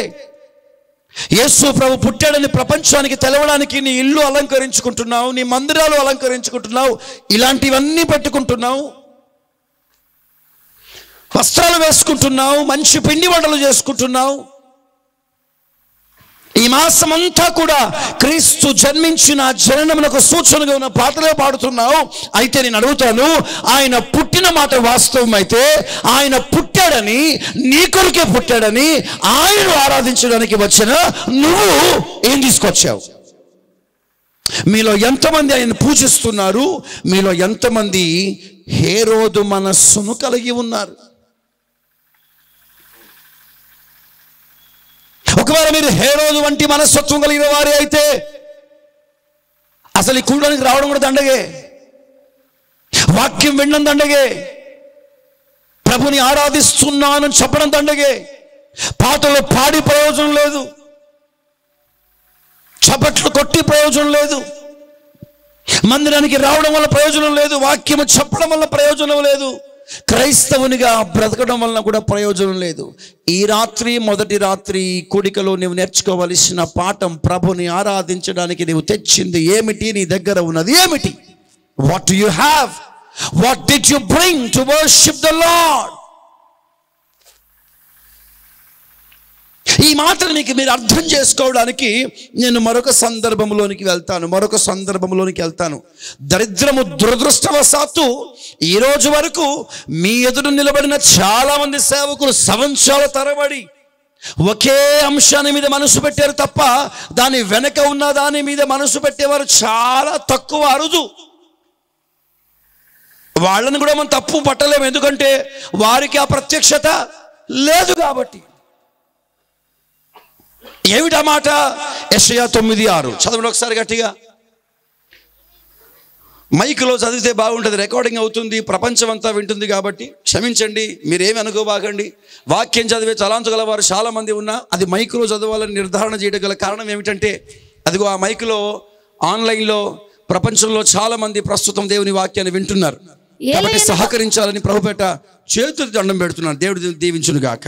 ఏలయనగా మనకు శిశువు పుట్టెను, మనకు కుమారుడు అనుగ్రహింపబడెను. చాలు, అందరు నాతో చెప్పండి, శిశువు పుట్టెను అనండి. అందరు చెప్పలేదు, మరొక్కసారి. పక్క వారికి షేక్ హ్యాండ్ ఇచ్చే మాట చెప్పండి. శిశువు పుట్టాడు. చెప్పిన వారు ధన్యులు, చెప్పని వారు అన్యులు. ఎవరితో చెప్పావు? ఇటు పట్టుకొని చేయబట్టుకో. శిశువు పుట్టాడు. ఎవరు చెప్పినావమ్మా? చెయ్యి పట్టుకొని ఆ మొహం చూడు. చెయ్యి పట్టుకొని ఆ మొహం చూడు. చెయ్యి పట్టుకొని వాళ్ళ మొహం చూడండి. అర్థం కావట్లేదు తెలుగులో? వాళ్ళ మొహం చూడండి. వాళ్ళతో చెప్పండి, శిశువు పుట్టాడు, శిశువు పుట్టాడు. రెండో పాయింట్, కుమారుడు అనుగ్రహింపబడ్డాడు అనండి. రెండోసారి కొందరు నోర్లు మూసుకొని కూర్చున్నారు. మూడోసారి చెప్పండి. ఇప్పుడు క్రిస్మస్ అంటే ఏంటి? శిశువు పుట్టాడా, కుమారుడు అనుగ్రహింపబడ్డాడా? మీరే తేల్చి చెప్పండి సమాధానం. క్రిస్మస్ అంటే శిశువు పుట్టడమా, లేకపోతే కుమారుడు అనుగ్రహింపబడమా? రెండు అని చెప్పకండి. రెండు అని మీరు చెప్పారంటే మీరు మహా బుద్ధిమంతులు అనుకోగల, మీరు మహామూర్ఖులు. ఏదో ఒకటి చెప్పండి. ఇంతకీ శిశువు పుట్టడమే పండగ, కుమారుడు అనుగ్రహించబడ్డమైతే మరి కొత్త బట్టలు ఎలా కట్టుకుంటున్నారు? మీరు అంత సంతోషకరమైన పాటలు ఎందుకు పాడుతున్నారు? ఈ రెండింటి వ్యత్యాసం మీకు చెప్తాను. ఇంత ఏ సమాధానం చెప్పాలో మీకు అర్థం కాకుండా ఉన్నారు కదా. ఈ రెండింటి వర్ణన ఇస్తాను, వినండి. శిశువు పుట్టాడు అంటే ఒక ఇంట్లో బిడ్డ పుట్టగానే సంతోషం కలుగుతుందా, బాధ కలుగుతుందా? Very good. ఇక్కడ పుట్టింది ఒక ఇంట్లో కాదు, ప్రపంచానికి రక్షకుడు పుట్టాడు. Praise the Lord. నిరభ్యంతరంగా ఇది సంతోషించదగిన విషయమే. ఎక్కడి వరకు?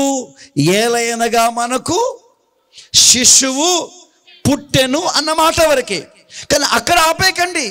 క్రిస్మస్ సందర్భాన్ని సంబోధిస్తూ చెప్పిన మరొక మాట, కుమారుడు అనుగ్రహింపబడను. చెప్పండి, ఏమనుగ్రహించబడ్డాడంట? గట్టి చెప్పాలి.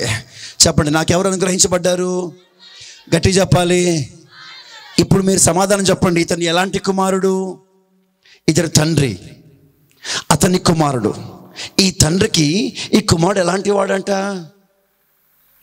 తండ్రికి కుమారుడు ఎలాంటి వాడో తెలీదా? బైబిల్ చెప్తున్న మాట మీరు వినండి. తండ్రికి ప్రియమైన కుమారుడు, తండ్రికి ఏకైక కుమారుడు, తండ్రి వారసుడు, తండ్రి స్థానాన్ని నింపగలిగిన వాడు. అప్పటి వరకు కుమారుడు ఎవరితో ఉన్నాడు? గట్టి చెప్పాలి. ఇప్పుడు కుమారుని ఎవరికి ఇచ్చాడు? లోకానికి అనుగ్రహించాడు. ఒకరికి ఇవ్వడానికి, ఒకరు పొందాలంటే ఇంకొకరు ఏమైపోవాలి? నష్టపోవాలి, కోల్పోవాలి. నువ్వు అనుకున్నట్లుగా నీకు శిశువు అనుగ్రహింపబడ్డాడని నీ వైపు నుంచి నువ్వు ఆలోచిస్తున్నావు తప్పితే, నీకు శిశువుని ఇవ్వడానికి తండ్రి తన కుమారుని చెప్పండి కోల్పోయాడు. ఇది క్రిస్మస్. పాయింట్ అర్థమైందా?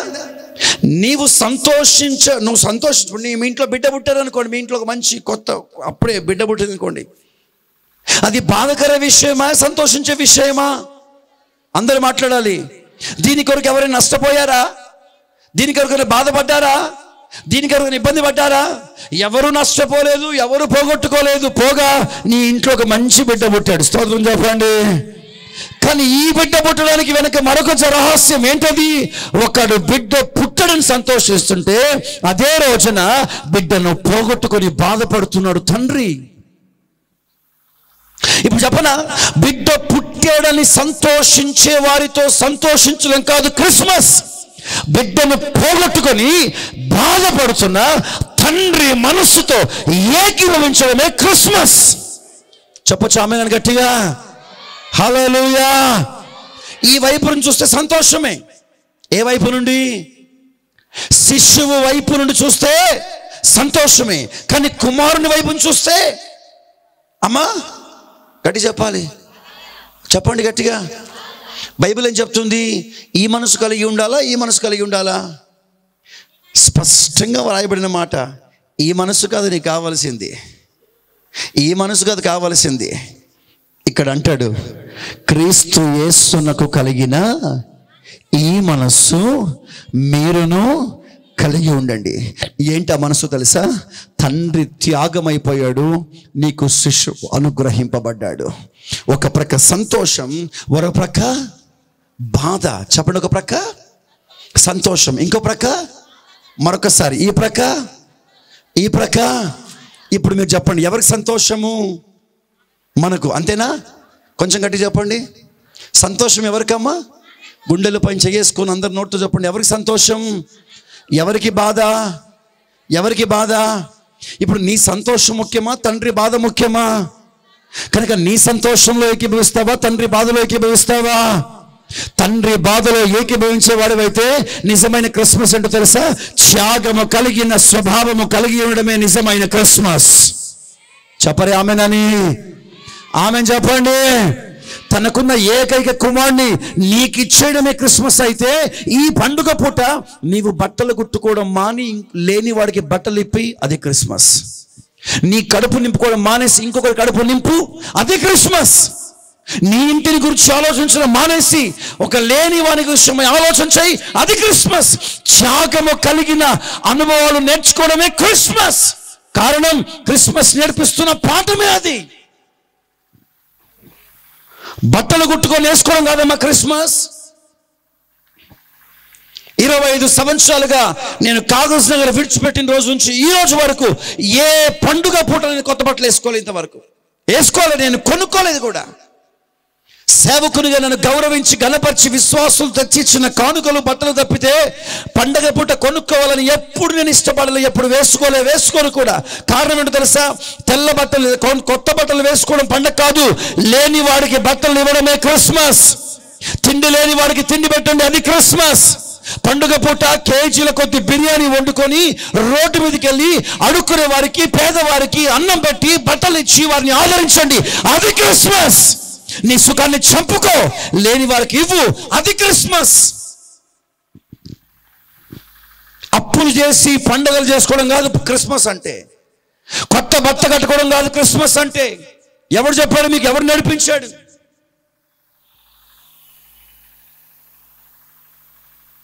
ఈ దుమ్ము ధూళి దులుపుకోవాలి. అసలైన ఉపదేశ క్రమంలోనికి సంఘము రావాలి. విశ్వాస క్రమశిక్షణ నేర్చుకోండి. కనబడుతున్న వాటిని కాదు, దాని వెనుక దాగిన సత్యాన్ని నేర్చుకోండి, తెలుసుకోండి. కనైనా త్యాగం చేసుకోవడం క్రిస్మస్ అమ్మా. కడుపు మార్చుకోవడం క్రిస్మస్ అమ్మా. నీ గుండెలు బద్దలు కొట్టుకుంటూ ఏడడం క్రిస్మస్ అమ్మా. లేని వారి కొరకు ఆదరణ కలిగి నిమిత్తమై నువ్వు ప్రయాస పడడం క్రిస్మస్.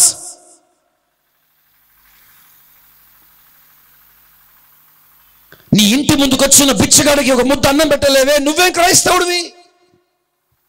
నీ బట్టకు, నేను చాలా మందిని చూశాను, సేవకుల్లో కూడా వాడి కొడుకు పేట్లో వేయడానికేమో పెద్ద పెద్ద ముక్కలు వేస్తాడు, బిచ్చగాడికేమో అరిగిపోయిన ఎముకలు వేస్తాడు. ఏంటి నువ్వు చేసే క్రిస్మస్? ఇప్పుడు మీరు పెడతారా? ఆరోగ్యం బాగలేదని ఇంట్లో వేడి వేడి అన్నం వండుకున్నావు, రాత్రి వండిన చద్దన్నం మిగిలిపోయింది. నీ ఇంటి ముందు బిచ్చగాడు వచ్చాడు, వాడి ఆరోగ్య పరిస్థితి బలహీనంగా ఉంది, వాడి స్థితి దయనీయంగా ఉంది. అప్పుడే వండుకున్న వేడి అన్నం వేస్తావా, మీద పైన సద్దన్నం వేస్తావా? అదా క్రైస్తవ్యం? అదే క్రైస్తవ్యం అయితే క్రైస్తవ్యానికి విలువ లేదు, క్రీస్తు యొక్క త్యాగమునకు అర్థము లేదు. ఈ రాత్రి దేవుని బిడ్డ, ప్రభుని ఆరాధించడానికి వచ్చిన దేవుని బిడ్డలారా, మీరు నేర్చుకోవలసిన నిజమైన పాఠం ఏంటో తెలుసా? పండగ పూట సంతోషించి ఆనందంగా గడపడం కాదు క్రిస్మస్. నీకున్న సుఖములను, నీకున్న సౌఖ్యాన్ని, నీకున్న మేలులు, నీకున్న ఆశీర్వాదములను ప్రభు కొరకు త్యాగము చేసుకోగలిగిన వాడిదే నిజమైన క్రిస్మస్. ఆమెన్ చెప్పొచ్చా? అతిశయంగా నేను చెప్పను, ప్రభు నన్ను క్షమించును గాక. నేను ఈ విషయాన్ని గొప్పలు చెప్పుకోవడానికి కాదు, కానీ ప్రతి డిసెంబర్ మాసంలో 1,50,000 రూపాయలు ఖర్చు పెట్టి పేదలకు, లేని వారికి, విధవరాళ్లకు, అనాథులకు మాత్రమే నేను సహాయం చేస్తాను. ఈ 1,50,000 రూపాయల్లో నేను, నా కుటుంబం కానీ, మా సేవకులు కానీ ఎవ్వరికి బట్టలు కొనను, వారికి ఏమి చేయను. మిగతా 11 నెలలు, జనవరి మొదలుకొని నవంబర్ మాసం దాకా కొత్త బట్టలు కావాలని కొనిస్తా. బిర్యానీలు కావాలా తినిపిస్తా, పిండి వంటలు కావాలా చేపిస్తా. డిసెంబర్ మాసంలో మాత్రం ఎవడికి పెట్టను. ఎందుకు? ఆ దినాల్లో లేని వారికి సహాయం చేయాలి. అదే ఆ మాసం యొక్క విలువ. అదే ఆ మాసంలో క్రీస్తు పుట్టి నేర్పించిన పాఠం. అదే క్రీస్తు పుట్టి, యేసు పుట్టి మనకు చూపిన బాట. బాధకరమైన విషయం ఏమిటంటే, శిశువు పుట్టాడు అని సంతోషిస్తున్నారు తప్ప కుమారుడు అనుగ్రహింపబడ్డాడని ఆలోచన కలిగిన వారు చాలా అరుదు.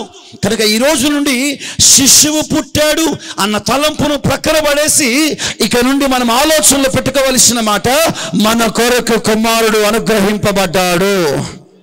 నీకు కుమారుని ఇవ్వడానికి నా తండ్రి నష్టపోయాడు, నా తండ్రి బాధపడ్డాడు, నా తండ్రి ఇబ్బంది పడ్డాడు. ఎందుకో తెలుసా? పంపబడిన తన కుమారుడు అనుభవించబోయే వాటన్నిటినీ తండ్రి ముందుగానే ఎరిగి ఉన్నాడు గనుక తండ్రికి తెలుసు, నా కుమారుని పంపిస్తున్నాను. కానీ ఇతన్ని ప్రజలు ఏం చేస్తారంట? తృణీకరిస్తారంట, ఇతన్ని గాయపరుస్తారంట, ఇతన్ని బాధపరుస్తారంట, ఇతన్ని ఇబ్బంది పరుస్తారంట. అందుకే బిడ్డ, ఇవన్నీ తెలిసి కూడా తండ్రి దుఃఖపడుతున్నాడే. నీ సంతోషం ముఖ్యం కాదమ్మా. ఈ రాత్రి నా తండ్రి నీకు సంతోషాన్ని ఇవ్వడానికి తన మనసులో పెట్టుకున్న బాధను గుర్తించగలగాలి, ఆయన పడ్డ వేదన గుర్తించగలగాలి. అదే త్యాగాన్ని నేర్పిస్తుంది, అదే త్యాగములో ఎదిగిస్తుంది, అదే త్యాగపు పాఠాలు మనకు నేర్పిస్తుంది. దేవుని నామమునకు మహిమ కలుగునుగాక. ఆమేన్ చెప్పండి, చెప్పాలి గట్టిగా. మరొక్కసారి జ్ఞాపకం చేసుకుందాం. చెప్పండి, ఇప్పుడు శిశువు పుట్టాడన్న పాయింట్తో మనము పండుగ చేసుకోవాలా? కుమారుడు అనుగ్రహింపబడ్డాడన్న పాయింట్తో పండుగ చేసుకోవాలా? అమ్మా, కుమారుడు అనుగ్రహింపబడ్డాడన్న మాటతో త్యాగం చేసుకోవాలి. అంటే క్రిస్మస్ రాగానే, ప్రభువా నాకు సంతోషాన్ని ఇవ్వడానికి నువ్వు నష్టపోయావు, నా ముఖంలో నవ్వు తేయడానికి నువ్వు దుఃఖపడ్డావు, నాకు ఆరోగ్యాన్ని ఇవ్వడానికి నువ్వు అనారోగ్యం అయిపోయావు, నాకు స్వరూపమును సొగస్సునివ్వడానికి రూపము లేనివానిగా పంపించావు, దాసునిగా పంపించావు, నీకు వందనాలని చెప్పి ఇప్పుడు ప్రభుని ఏం చేయాలి? ఏం చేయాలి? చెప్పండి చెప్పండి. రాజులు ఏం చేయడానికి వచ్చారు? ఈ రాజులు ఎవరి రాజులు? జ్ఞానులు. రెండవది, వీరు ప్రభుని ఆరాధించడానికి వచ్చినట్లుగా నీవు ఆయన కుమారుడైన యేసు ప్రభుని నా కొరకు అనుగ్రహించాడన్న ఆ మనస్సును కలిగిన వాడివై ఈ రాత్రి నువ్వు ప్రభుని ఆరాధన చేయగలగాలి. చేతులెత్తిన వారు ధన్యులు, ఎత్తని వారు అన్యులు. స్తోత్రం చెప్పండి, చెప్పాలి గట్టిగా. శిశువు పుట్టాడని కాదు, కుమారుడు అనుగ్రహింపబడ్డాడని. ఈ మాటలు చెప్పండి. శిశువు పుట్టాడని, ఆగండి నేను చెప్తాను, తర్వాత మీరు చెప్పండి. కొందరు లేట్ లతీఫ్లు ఉన్నారు, కొందరు ఏదో వేరే కార్యాల్లో ఉన్నారు. మిగతా కార్యాలన్నీ ముగించుకొని ఇప్పుడు అందరూ ఒక మనసులోకి రండి. రైట్, ఇప్పుడు చెప్పండి. మనము జ్ఞాపకం చేసుకోవాల్సింది శిశువు పుట్టాడని కాదు, కుమారుడు అనుగ్రహింపబడ్డాడని అనండి. Right, amen. నాతో చెప్పండి. మనము జ్ఞాపకము చేసుకోవాల్సింది, కొందరికి స్వరం లేనట్టుగా మెల్లగా మాట్లాడుతున్నారు. మీకు మాట చెప్పనా? వినయన్న వస్తున్నాడు అనగానే కొందరు భయపడినట్టుగా నటిస్తారు. నేను పిలవగానే నటించడం, భయపడినట్లుగా, నా మాట వినగానే వణిగిపోవడం, వీళ్ళంతా డ్రామే బాజులు ఇంకొకళ్ళు లేరు. అలాగ ఉండాలనుకోండి, కానీ అక్కడ భయపడే కన్నా దేవుని సన్నిధిలో దేవుని మాటలు పలకకపోతే భయపడేవారు నిజమైన విశ్వాసులు. కూటం జరుగుతుంటే చక్కగా నిద్రపోయేవారు కాదు. ఇలాంటి వాళ్ళని నేను రికమెండేషన్ చేసి మరీ నరకానికి పంపిస్తాను. ఆ కృప దేవుడు నాకు ఇచ్చాడు. దేవునికి మహిమ కలుగునుగాక. అలా చేతులు ఎత్తకపోయినా అదే స్థితి. లేపండి పై గట్టిగా ఆమెన్ చెప్పండి. ఇప్పుడు చెప్పండి. శిశువు పుట్టాడని కాదు, కుమారుడు అనుగ్రహింపబడ్డాడని మనం పండుగ చేసుకోవాలి, ప్రభుని పూజించాలి. మీరు చెప్పరా? ఎవరు చేతులు కొందరు లేపారు, అందరూ లేపలేదేంటి? దేవునికి మహిమ కలుగును గాక. శిశువు పుట్టాడనా, కుమారుడు అనుగ్రహింపబడ్డాడనా? అమ్మా కుమారుడు అనుగ్రహింపబడ్డాడు. ఆ మాట వెనుక ఉన్న పాయింట్ ఏంటి? త్యాగం. ఏంటమ్మా? సంతోషం కాదు. దేని జ్ఞాపకం చేసుకోవాలి? ఇప్పుడు పక్క వారికి షేక్ హ్యాండ్ ఇవ్వండి, వాళ్ళ ముఖం చూడండి. ఇప్పుడు చెప్పండి, సంతోషం కాదు కానీ చూసి చెప్పండి వాళ్ళకి, సంతోషం కాదు. అన్నమ్మా, అయ్యగారు మీరిద్దరు చేయబట్టుకోండి, మీరిద్దరు చేయబట్టుకోండి, ఒకరితో చెప్పుకోండి, పట్టుకోండి, చేయబట్టుకోండి. మీ పక్కన అయ్యగారు రత్నం గారు చేయబట్టుకో. ఇప్పుడు మీరు ముఖం చూసుకోండి, చెప్పండి, ఒకరితో ఒకరు చెప్పండి. సంతోషం కాదు, త్యాగాన్ని జ్ఞాపకం చేసుకోవాలి. Amen, amen. ఇప్పుడు చెప్పండి, ఏం జ్ఞాపకం చేసుకోవాలి? కొంచెం గట్టిగా, ఇంకొంచెం గట్టిగా. దేవునికి మహిమ కలుగును గాక. ఈ సంవత్సరం పండక్కి నా బట్టలు త్యాగం చేసుకుంటానన్న వాళ్ళకి వచ్చాం ఆమె చెప్పండి. నిజమేనా? కొత్త బట్ట కట్టావా? ఈశ్వరక్తం చేయి. పిండి వంటలు చేసుకున్నావా? నీ బతుకు బస్ స్టాండే. ఆమెను అనకు, అంటే కనుక నెరవేర్చు. Praise the Lord. పాయింట్ అర్థమైందా? ఈ 25 సంవత్సరాల సేవలో మేము నేర్చుకున్న పాఠాలు ఇవి.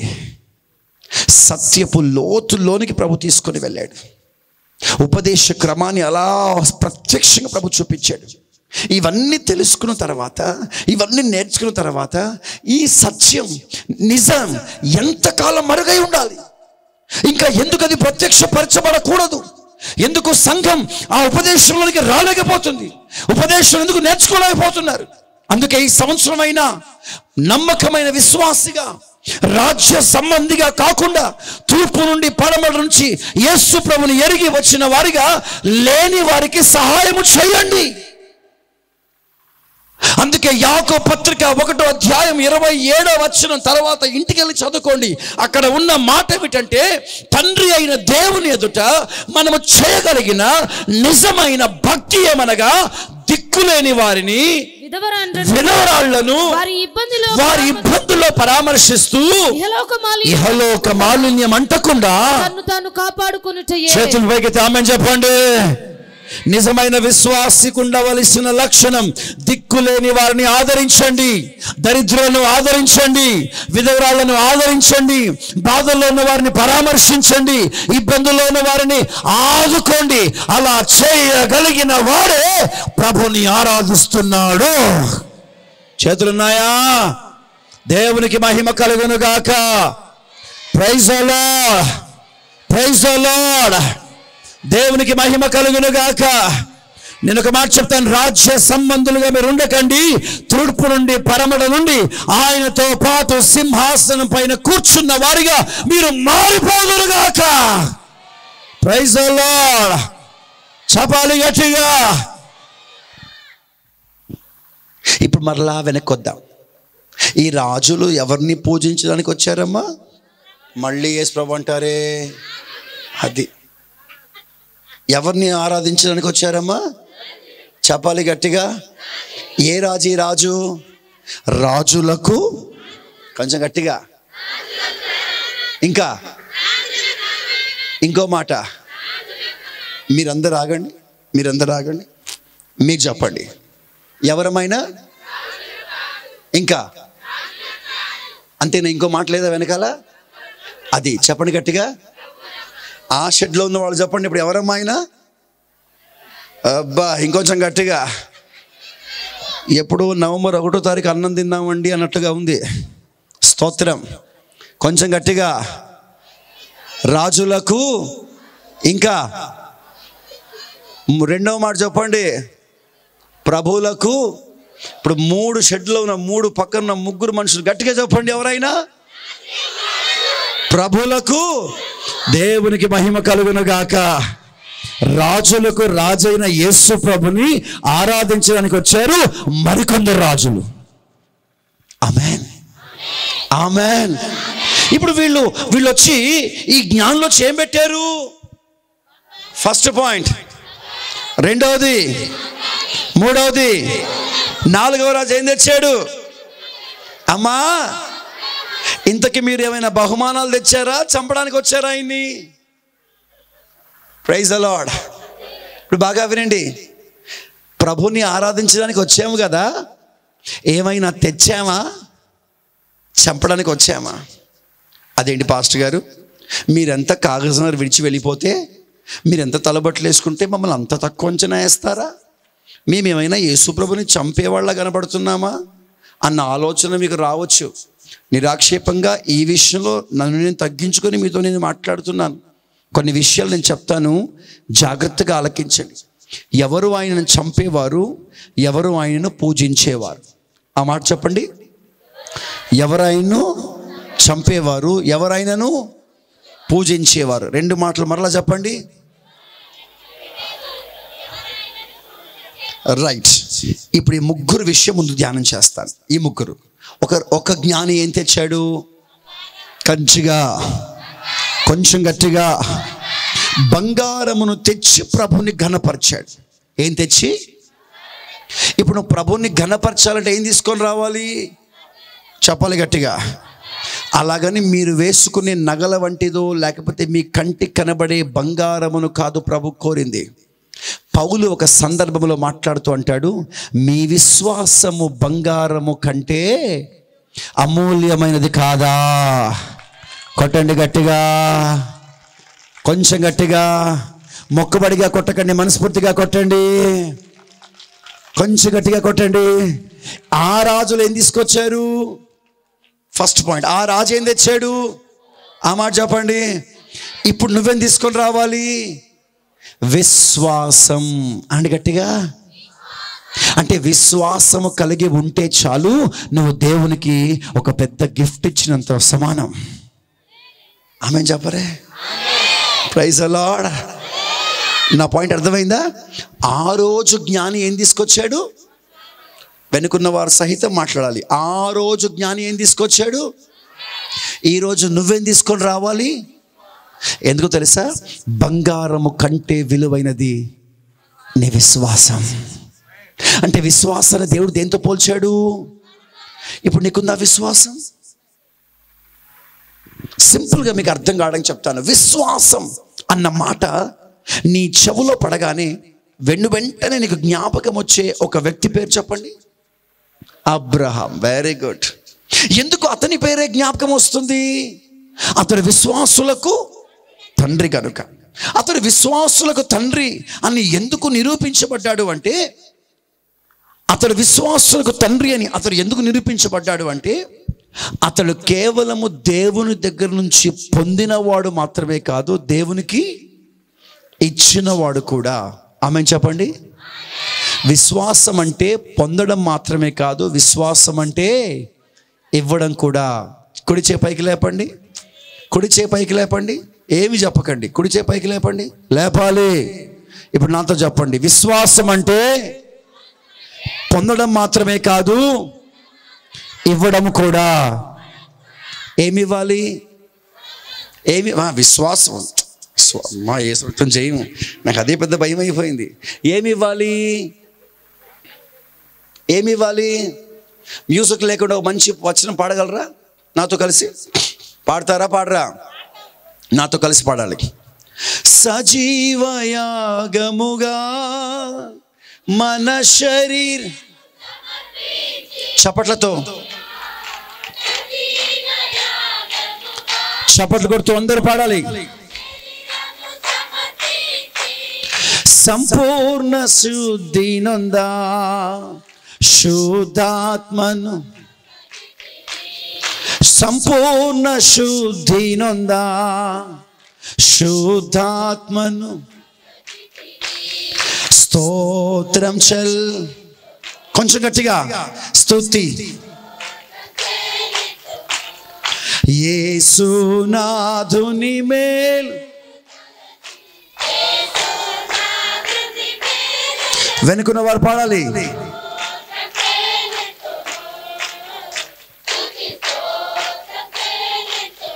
ఆమేన్. ఇప్పుడు చెప్పండి, ఏమి ఇవ్వాలి దేవునికి? సజీవ యాగముగా మన శరీరాన్ని చేయాలి. ఏమండి, ప్రార్థన చేస్తే యేసు ప్రభు నాకు ఇల్లు కట్టించాడండి, మంచిదే. ప్రార్థన చేస్తే ఆరోగ్యం ఇచ్చాడండి, మంచిదే.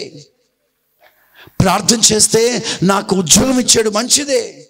ప్రార్థన చేస్తే నా గర్భఫలాన్ని ఇచ్చాడండి, మంచిదే. ప్రార్థన చేశాను, నా కష్టాలన్నీ పోయినాయి. ప్రార్థన చేశాను, నా బాధలన్నీ పోయినాయి. ప్రార్థన చేశాను, నాకు అది ఇచ్చాడు, నాకు ఇది ఇచ్చాడు. Very good. కానీ అది విశ్వాసం కాదు. అది దేవుడు నీకు ఇచ్చిన ఒక చిన్న కానుక మాత్రమే. నిజమైన విశ్వాసి అంటే ఎవరో తెలుసా? దేవుని దగ్గర పొందేవాడు కాదు, తనకున్న సర్వస్వాన్ని దేవునికి ఇవ్వగలిగిన వాడే నిజమైన విశ్వాసి. Praise the Lord. అన్నీ ఆయనకి ఇచ్చాయి. ఆ విశ్వాసం కలిగి నువ్వు ప్రభు దగ్గరికి రా, అప్పుడు నీవు ఆయన పూజించిన వాడివి అవుతావు. ఆమేన్. ఏమి ఇవ్వకుండా అన్ని దాచిపెట్టుకొని, అంత భద్రపరచుకొని, అంతా నీ దగ్గర పెట్టుకొని, అంతా నువ్వే తిని, అంతా నువ్వే తాగి, అంతా నువ్వే సంతోషించి, అంతా నాదే, అంతా నేనే అన్న స్థితిలో ఉండిపోతే నువ్వు ఆయన పూజించిన వాడివి కాదు. విశ్వాసము కలిగిన వానిగా నీకున్న సమస్తాన్ని ప్రభువుకి ఇచ్చి ఆయన ఘనపరచు. అందుకే మలాకి పుస్తకం 3:10 అంటాడు, ఆయనకు ఇచ్చి మీరు ఆయనను శోధించండి. ఇవ్వకుండా శోధించకండి. ఇచ్చిన వాడే విశ్వాసి. విశ్వాసము కలిగిన వాడు ఆ విశ్వాసము చేత నువ్వు దేవుణ్ణి ఆరాధించాలి. ఆమేన్ చెప్పొచ్చా? దేవునికి మహిమ కలుగును గాక. రైట్, ఇంకొంచెం స్పీడ్గా ఒక 5-10 నిమిషాల్లో ముగించేస్తాను. అందరూ నా వైపు చూడండి. రెండవ జ్ఞాని లేదా రెండవ రాజు ఏమిచ్చాడు? కొంచెం గట్టిగా.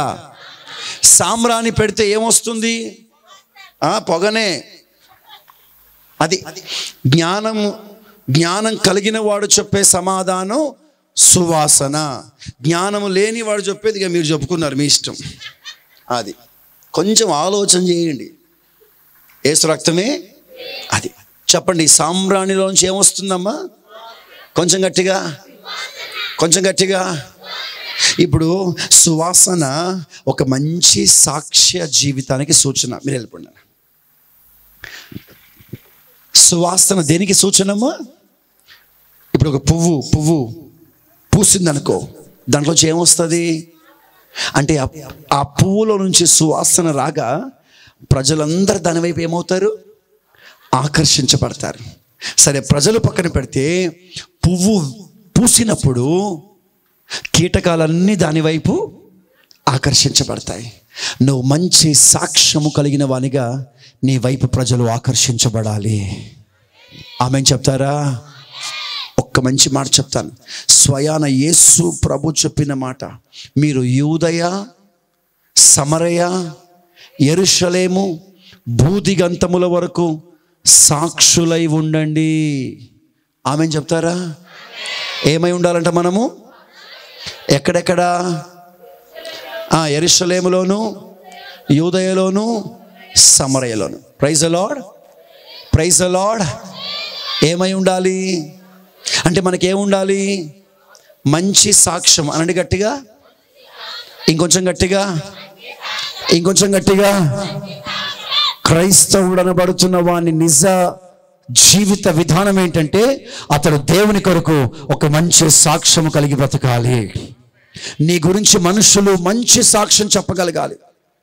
అన్య దేశపు రాజులు వచ్చి ఇశ్రాయేలు ప్రజలను అడిగారంట, మీ మధ్యలో ఉన్న దైవజనుడు ఎలాంటి వాడు?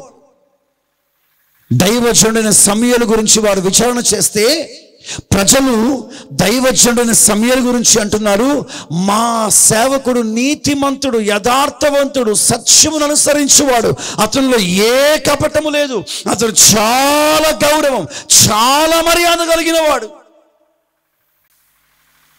ఈరోజు నీ గురించి వినబడుతున్న సాక్ష్యం ఏంటి? నువ్వు ఎవరితో గొడవపడ్డావు? నువ్వు గొడవపడిన వారు నిన్ను గురించి చెప్పిన సాక్ష్యం ఏంటి? నీకు ఎవరితో మనస్పర్ధలు ఉన్నాయి? వారు నీ విషయమై చెప్పిన సాక్ష్యం ఏంటి? నీకు ఎవరితో అసమాధానం ఉంది? వారు నీ విషయమై చెప్పిన సాక్ష్యం ఏంటి? ఉందా నీకు మంచి సాక్ష్యం? ఒక మంచి సాక్ష్యం కలిగి బతుకుతున్నావా? సాక్ష్యము లేకుండా, నీ గురించి ఒక మంచి సాక్ష్యము చెప్పగలిగిన వారు ఒక్కరు లేకుండా నువ్వెన్ని పండుగలు చేసినా దాని వలన ప్రయోజనము లేదు. దాని వలన ప్రయోజనం లేదు. దాని వలన ప్రయోజనము లేదు. కనుక ఈ రాత్రి దేవుని బిడ్డ, ఈ క్రిస్మస్ నేర్పిస్తున్న రెండవ పాఠం, పుట్టిన ఆ శిశువు, అనుగ్రహింపబడిన ఆ కుమారుని నీవు ఘనపరచు నిమిత్తం, ఆయన ఆరాధించు నిమిత్తం నువ్వు చేయవలసిన కార్యం ఒక మంచి సాక్ష్యము కలిగిన వానిగా యేసు ప్రభుని ప్రకటించు, ప్రత్యక్షపరచు. అదే నిజమైన క్రిస్మస్. మూడవ జ్ఞానం ఏం తెచ్చాడు? గట్టి చెప్పాలి. బోలం ఎలాగుంటుంది? చేదు. చెప్పండి గట్టిగా. చేదును బహుమానంగా తెచ్చాడంట. నాకు అది అర్థం కాలేదు ఫస్ట్ పాయింట్లో. ఏం తెచ్చారంట అమ్మా? చేదును ఆహారంగా, లేకపోతే కానుకగా తెచ్చాడంట. ఏమిటి ఆ చేదు అంటే మీకు అర్థమయ్యే భాషలో మీకు చెప్తాను.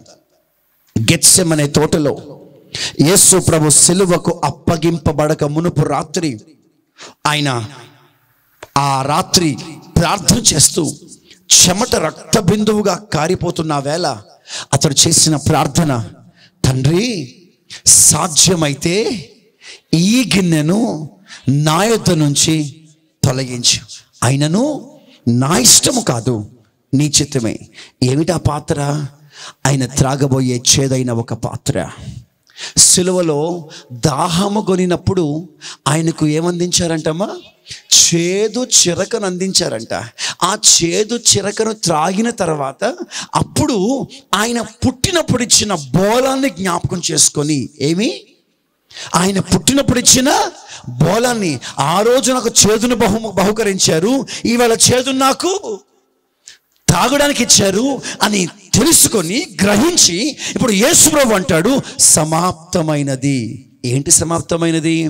నా విషయమై చెప్పబడిన ప్రతి ప్రవచనం నెరవేర్చబడ్డది. దేవునికి మహిమ కలుగును గాక. ఇక్కడ బోలం దేవుని చిత్తమునకు సూచనగా ఉన్నది. ఆమెనండి. బోలం అనగా చెప్పాలి దేవుని చిత్తం అనండి. రెండోసారి, మూడోసారి. ఇప్పుడు నేను ఎవరి ఇష్టం చేయాలి? నీ ఇష్టం చేయాలా? దేవుని ఇష్టం చేయాలా? నీ ఇష్టం చేయాలా? దేవుని చిత్తము చేయాలా? నిజమైన క్రిస్మస్ నువ్వు చేయాలి అంటే ఈ రోజు నువ్వు చేసుకోవలసిన తీర్మానం, ప్రభువా ఈ రోజు నుంచి నీ ఇష్టమే నేను చేస్తాను. Praise the Lord, praise the Lord. అది త్రాగడానికి చేదైనా కూడా నేను దాన్నే చేస్తాను. అది నాకు త్రాగడానికి ఇబ్బందిగా ఉన్నా నేను దాన్నే త్రాగుతా అని ఆ దేవుని చిత్తాన్ని చేయడానికి ఇష్టపడిన ఎడల నీవు క్రిస్మస్ చేసిన వాడివి అవుతావు. ఒకటి, విశ్వాసం కలిగిన వాడిగా కనబడాలి. రెండవది, మంచి సాక్ష్యం. మీరు పాయింట్స్ గుర్తుపెట్టుకోవాలి. కష్టపడి ఆరోగ్యాలు బాగోలేకపోయినా మేము అంత దూరం నుంచి వచ్చి మీ మధ్యలో నిలబడి దేనికి మాట్లాడుతున్నావు తెలుసా? దిక్కులు చూస్తూ ఉండడం కాదు. వాళ్ళు ఏం చేస్తున్నారు, వీళ్ళు ఏం చేస్తున్నారు, అస్తమాటలు కూటల నుంచి లేచి బయటికి పోవడం. ఈ బ్యాచ్ అంతా బయట కూర్చోబెట్టండి. ఇలాంటి నేను ఒప్పుకోను. అర్థమవుతుందా? ఇది నవ్వే సముద్రంగా. దయచేసి అన్ని విషయాలు నవ్వుపక్కడు. మీ దండం పెడతాను, మైక్ పడేసి వెళ్ళిపోతాను. మళ్ళీ మీ మధ్య కూడా రాను నేను. కాస్త సీరియస్నెస్ మెయింటైన్ చేయండి. ఎప్పుడైనా ఒక కన్నీటి బొట్టు కార్చారా ప్రభు సమ్ముఖంలో పండగ పూట? ఎప్పుడైనా త్యాగాన్ని జ్ఞాపకం చేసుకున్నారా? ఇది కాదు, మారాలి. ఇకనైనా ఒక ఒక ఒక ఒక ఒక కొత్త విషయాన్ని ఆస్వాదించండి, తెలుసుకోండి. మీకు ఒకవేళ ఇబ్బందికరంగా ఉంటే వెళ్ళి వెనక కూర్చోండి, మధ్యలో కూర్చొని మా లాంటి వాళ్ళకి ఇబ్బంది పెట్టబాకండి. నేను ఒప్పుకోను ఇలాంటివన్నీ. దేవుని వాక్యం అసలే ఒప్పుకోదు. యేసయ్య ఎంత ప్రేమ గలవాడో, నాణ్యానికి రెండు వైపుల ముద్రలున్నట్టు రెండో ప్రక్క ఆయన రోషము కలిగిన దేవుడు కూడా. ఆయన ప్రేమిస్తాడు, నో డౌట్. కానీ అవసరం వస్తే న్యాయం కూడా చేస్తాడు. ప్రేమకు అప్పగించుకోండి, న్యాయానికి భయపడండి. జాగ్రత్త. దేవునికి మహిమ కలుగును గాక. నిజంగా ప్రభుని ఆరాధించాలి అనుకుంటే, ప్రభుని పూజించడానికి వచ్చిన వాడివైతే ఫస్ట్ పాయింట్ నీలో ఏం కనపడాలి? గట్టిగా చెప్పాలి, కొంచెం గట్టిగా. రెండోది ఏం తీసుకొని రావాలి? మంచి మంచి. మూడవది దేవుని చిత్తం అనండి. మూడోది ఏంటమ్మా? ఇక్కడ నుంచి నేను ఒక విశ్వాసిగా బ్రతుకుతాను, ఇక్కడ నుంచి ఒక మంచి సాక్ష్యాన్ని కలిగి ఉంటాను, ఇక్కడ నుండి నా ఇష్టం కాదు ప్రభువా నీ చిత్తమే చేస్తాను అని చెప్పగలిగిన వాడే జ్ఞాపకం చేసుకుంది నిజమైన క్రిస్మస్. ఈ మూడు లేకుండా నువ్వు చేసే క్రిస్మస్ అది సరి అయింది కాదు. ఇప్పుడు హేరోదు చేసిన క్రిస్మస్ చూసి చెప్తాను.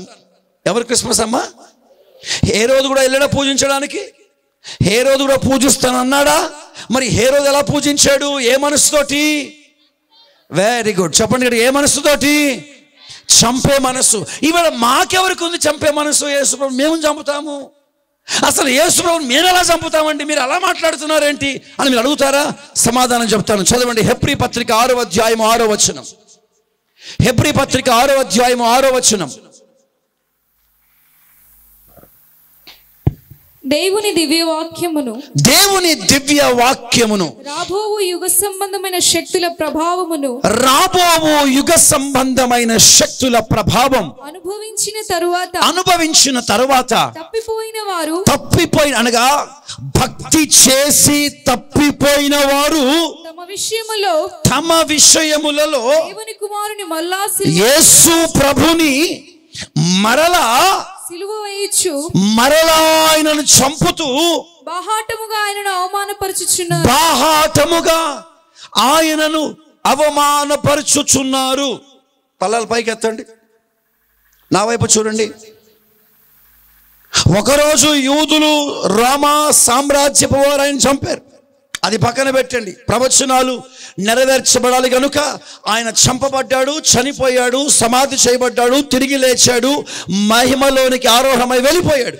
కానీ ఇప్పుడు చెప్తున్నాను, ఎవరు ఆయన చంపేవారంటే యేసు ప్రభుని ఎరిగి, యేసు ప్రభుని తెలుసుకొని, యేసు ప్రభు యొక్క మహిమను గుర్తించి, పరలోక భూలోక సంబంధమైన శక్తుల విషయములో ఆయన మహిమను ప్రభావమును ఎరిగి వెనక్కి పడిపోయిన వాడు, వెనకకు పడిపోయిన వాడు, మరలా చెప్తున్నాను, వెనకకు పడిపోయిన వాడు ఆయనను రెండవసారి మరలా సిలువ వేయుచు బాహాటముగా ఆయన చంపుతున్నాడు. ఒక్క మాట చెప్పనా, ఈరోజు యేసు ప్రభుని నమ్మానని చెప్పి సినిమాలు చూస్తున్నారే, వాళ్ళే దేవుని చంపేవాళ్ళు. యేసు ప్రభుని నమ్మాను అని చెప్పి గొడవలు పెట్టుకుంటున్నారే, వాళ్ళు దేవుని చంపేవాళ్ళు, వాళ్ళే హేరోదులు. యేసు ప్రభుని నమ్మారని చెప్పి బూతులు మాట్లాడుతున్నారే కొందరు దౌర్భాగ్యులు, వాళ్ళు దేవుని చంపేవాళ్ళు.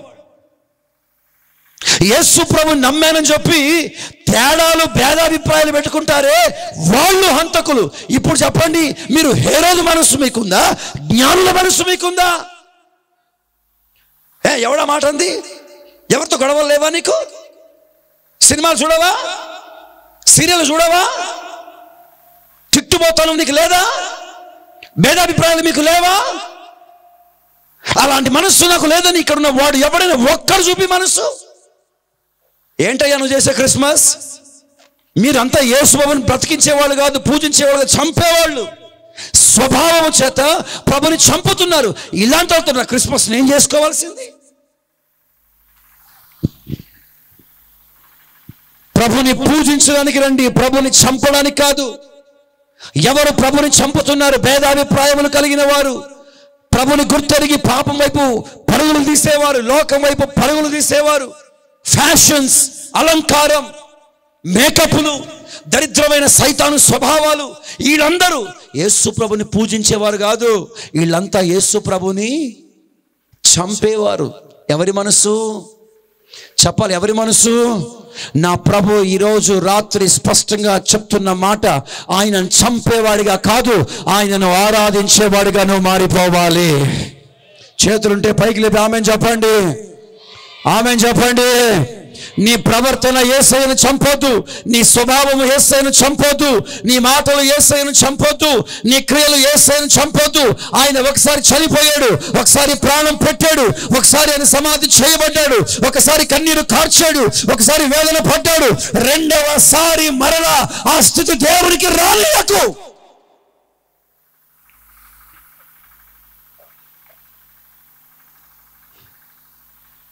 ఏ మనస్సుతో వచ్చావు ప్రభుని ఆరాధించడానికి? ఏమి కలిగి వచ్చావు ప్రభుని ఆరాధించడానికి? నా మీద పడి తల మీద చేయబెట్టి ప్రార్థన చేయించుకుంటే మీరేమి దీవించబడరు. మొదట నీ జీవితం మార్చబడాలి. మొదట నీ జీవితం. ఎగబడే వారి మీద నేను మనసు పెట్టను, నాకు ఇష్టం లేదు. అలాంటి ఆడంబరాలు నాకొద్దు. అలాంటి ఘనతలు నాకొద్దు. దేవునికి మహిమ రావాలి. ఎప్పుడు వస్తుంది? నువ్వు మారినప్పుడే, నీ మనస్సు మారినప్పుడే, నీ తలంపులు మారినప్పుడే. ఒక మంచి పాఠం చెప్పన, యేసు ప్రభుని ఎరగని వారికి యేసు ప్రభు అవసరం. యేసు ప్రభుని సంపాదించుకున్న వాడికి మార్పు అవసరం. లేదంటావా మార్పు? నీకు అవసరం లేదంటావా నీకు మార్పు? అందుకే యెరెమీయా పుస్తకం 4వ అధ్యాయం 14వ వచనంలో ఒక మంచి మాటను చదవండి, ముగించేస్తాను. యెరెమీయా పుస్తకం 4వ అధ్యాయం 14వ వచనం. యెరూషలేమా, యెరూషలేమా, నీవు రక్షింపబడినట్లు. ఏంటి? అందరూ ఒకసారి నాతో ఆ మాట చెప్పండి. యెరూషలేమా, నీవు రక్షింపబడినట్లు. అందరు కలిసి ఒకసారి ఆ మాట చెప్పండి. రెండోసారి చెప్పండి. మూడోసారి చెప్పండి. రక్షణ ఎవరికంట? చెప్పాలి గట్టిగా. యెరూషలేం అంటే అర్థము సంఘం అనండి. యెరూషలేం అంటే అర్థం ఏంటమ్మా? ఇప్పుడు రక్షణ అన్యునికా సంఘానికా? వాస్తవంగా రక్షణ ఎవరి కొరకు మాట్లాడాలి? వాస్తవంగా రక్షణ ఎవరి కొరకు? అన్యుల కొరకు, సంఘానికి. నువ్వు రక్షింపబడితే కదా సంఘానికి వచ్చింది. ఏమండి, అవునంటారా కాదంటారా? నువ్వు రక్షింపబడి సంఘానికి వచ్చావు కదా. నువ్వు పాపాన్ని విడిచిపెట్టావు, లోకాన్ని విడిచిపెట్టావు, యేసు ప్రభుని ఒప్పుకున్నావు, సంఘంలోనికి చేర్చబడ్డావు. సంఘంలోనికి చేర్చబడిన తర్వాత ఇప్పుడు మరలా సంఘముతో అంటాడు నువ్వు రక్షించబడాలి. ఏంటా రక్షణ? క్రింద చదవాల మాట. నీ హృదయములో నుండి చెడుతనమును. లేదంటారా చెడుతనం? ఏమండి, ఇక్కడ కూర్చున్న వారందరూ తలకాయలు పైకెత్తిన మాట జాగ్రత్తగా విని సమాధానం చెప్పండి. నాలో చెడుతనము లేదని చెప్పగలిగిన వారు ఎవరైనా ఉన్నారా? మరి ప్రభు ఈ రాత్రి చెప్తున్న మాటలేమిటి? చెడుతనము కలిగి ఉన్నావు కనుకనే ప్రభు అంటాడు, చెడుతనము కలిగి ఉన్నావు కనుక, నీ హృదయంలో చెడుతనం ఉంది కనుక, నీలో దేవునికి అయిష్టమైన స్వభావాలు ఉన్నాయి కనుక, నీలో పాపము ఏలుబడి చేస్తుంది కనుక, తెలియకుండానే చెప్పలేని పాపాలు తప్పిదాలు చేస్తున్నావు కనుక ప్రభు ఈ రాత్రి అంటాడు నీ చెడుతనము కనుక్కో. ఎందుకు అనుకోవాలి? ఆ చెడుతనము కలిగిన వాడు ప్రభుని పూజించేవాడు కాదు. చెడుతనము కలిగిన వాడు ప్రభుని చెప్పాలి, ప్రభుని చంపేవాడు. పండగ పూట ఎందుకంటే దరిద్రం చేస్తున్నారు మీరు? బ్రతుకులు మార్చుకోకుండా ప్రభుని ఎందుకు చంపుతున్నారు? ఏమండి, మీ ఇంట్లో మంచి పార్టీ జరుగుతుందండి, మంచి పార్టీ జరుగుతుంది. ఎవడైనా వచ్చి పార్టీని ఆటంకపరచాడు అనుకోండి, మీకు ఎలాగుంటుంది? అమ్మా పోనీలే పార్టీ అడ్డుపరచబడ్డది, దేవునికి స్తోత్రం అంటారా? అని పిచ్చ తిట్లు తిట్టరా? అవసరమైతే చేయి చేసుకోరా? అరే మా పార్టీని, మా విందును పాడు చేసే అధికారం నీకెవడిచ్చాడు అని. ఇప్పుడు నేనంటాను, మంచి నిజమైన క్రైస్తవుడు ఆయనను పూజించడానికి విశ్వాసాన్ని, సాక్ష్యాన్ని, ఇంకా దేవుని చిత్తం తీసుకొని వస్తుంటే చంపే మనస్సు కలిగి మీరు ఎందుకు ఆ పార్టీని పాడు చేస్తారు? మీ బ్రతుకులు మార్చుకోకుండా, మనస్తత్వాలు మార్చుకోకుండా, తలంపులు మార్చుకోకుండా నువ్వెందుకు ఆ పార్టీ పాడు చేస్తున్నావు? ఒక మంచి ఉదాహరణ చెప్పి ముగించేస్తాను, ఇది మీకు అర్థం కావడానికి. క్రిస్మస్ పండుగ వచ్చిందంట, వాళ్ళ అమ్మగారికి ఏదైనా ఒక మంచి గిఫ్ట్ ఇవ్వాలని ఇద్దరు అన్నదమ్ముళ్ళు ప్రయాసపడి ఆలోచిస్తూ ఉన్నారు. ఈసారి పండగకి మా అమ్మకు ఏమి గిఫ్ట్ ఇవ్వాలి అని ఆలోచిస్తూ ఆ ఇద్దరి మధ్య పోటీ పెరిగిపోయింది. ఎవరు మంచిది ఇస్తారా? ఇంతలో ఒక కుమారుడు తాను వెళ్ళి బాగా ఆలోచన చేసి టాన్జా అనే ఒక పక్షిని వాళ్ళ అమ్మకి గిఫ్ట్ ఇవ్వాలనుకున్నాడంట. టాన్జా అది అమెజాన్ అనే ప్రదేశములో అది పెరుగుతుంది. సాధారణంగా అది ఎక్కడ దొరకదు, చాలా ఖరీదైనది. మన భారత రూపాయల లెక్క ప్రకారం చూస్తే ఎటు కాదన్నా ₹1,00,00,000 ఖర్చు పెట్టాలి ఆ ఒక్క చిన్న పక్షి కొరకు. అది ప్రమాదాన్ని గుర్తించగలిగిన పక్షి, వాతావరణాన్ని పసిగట్టగలిగిన పక్షి, 5 భాషలు అనర్గళంగా మాట్లాడగలిగిన పక్షి. అది రాబర్ట్ మాదిరిగా అన్ని పనులు చేసి పెడతాది. అమ్మ ఈ పక్షిని కనుక మా అమ్మకి ఇస్తే మా అమ్మకి సహాయపడుతుంది, ఎలాగో మేమిద్దరము, మా అన్న తమ్ముడు మేమిద్దరం మా అమ్మ దగ్గర లేము కదా, సరే ఈ పక్షిని పెడితే మా అమ్మను బాగా చూసుకుంటుంది, అన్ని చేసి పెడుతుంది, వాతావరణ ప్రతికూలతను పసిగట్టి వెంటనే అమ్మ వర్షం వస్తుంది, బయట బట్టలు వేస్తున్నాయి తీసేయని చెప్తుంది. బయట వడియాలు వేసాం కదా, ఆ కాకులు వస్తున్నాయి ఎతకపోతాయని పక్షి చెప్తే వెంటనే మా అమ్మ వాటిని వెళ్ళగొట్టి వడియాలు కాపాడుకుంటుంది. వర్షానికి, ఎండకు, చలికి అన్నిటికీ మా అమ్మకు తోడ్పడుతుంది. మార్కెట్కి వెళ్ళినప్పుడు ఏ వస్తువు మంచిది, ఏ వస్తువు మంచిది కాదో అన్ని కొనుగోలు చేసే విషయంలో ఈ పక్షి సహాయపడుతుంది. ఈ పక్షి అయితే మా అమ్మకు మంచి సహాయంగా ఉంటుంది, సహకారంగా ఉంటుంది. ఈ పక్షిని మా అమ్మకు పంపిస్తానని చాలా భద్రంగా పక్షిని కొని దాన్ని చక్కగా ప్యాక్ చేసి, ఎక్కువసేపు అది ప్యాకింగ్లో ఉండిపోతే గాలాడక చచ్చిపోతాదేమోనని ఆ విషయంలో చాలా జాగ్రత్త పడి భద్రంగా ప్యాకింగ్ చేసి అట్టపెట్టెలో పెట్టి సరిగ్గా పండగ రోజున ఆ గిఫ్ట్ ప్యాక్ని వాళ్ళ అమ్మకు పంపించాడు. గిఫ్ట్ చూసుకొని మా అమ్మ ఫోన్ చేస్తుంది అని ఎదురు చూస్తా ఉంటే ఫోన్ రావట్లే. అమ్మ వింటున్నారా? ఫోన్ రావట్లే. రెండో రోజు, మూడో రోజు దాటిపోయింది. మూడో రోజుకి కొడుకు కోపం వచ్చేసింది. ఏంటి, గిఫ్ట్ అందిన విషయం వాడికి వార్త పోయింది, వస్తుంది కదా కార్డు, అమ్మ గిఫ్ట్ తీసుకుంది, ఓకే రైట్ బాగానే ఉంది, మరి అమ్మగారేంటి ఫోన్ చేయలేదు అని వెంటనే ఫోన్ చేసి అమ్మా ఏంటి నా గిఫ్ట్ బాగుందా అని అడిగిండంట. ఏమనంట, నా గిఫ్ట్? వెంటనే వాళ్ళ అమ్మది చాలా రుచిగా ఉందిరా అన్నదంట. ఏం అర్థం కాలేదా? ఏం చేసుకుందామే, వండుకొని తినేసింది. పంపించింది దేనికి? అమ్మా తోడుగా ఉంటుంది, సహాయపడుతుంది, అన్నిటి నుంచి తప్పిస్తుందిరా బాబు నీ గిఫ్ట్ పంపిస్తే ఈమె చేసింది. పంపిన బహుమానాన్ని అర్థం చేసుకోకపోతే అలాగే ఉంటుంది పరిస్థితి. ఇప్పుడు చెప్పండి, యేసయ్య తన కుమారుని చంపడానికి పంపించాడా, ఉపయోగానికి పంపించాడా?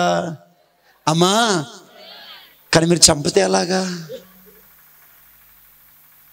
మత్తయి సువార్తలో అలాంటి ఒక సందర్భం ఉంది. తోట కిరాయికి ఇచ్చాడంట.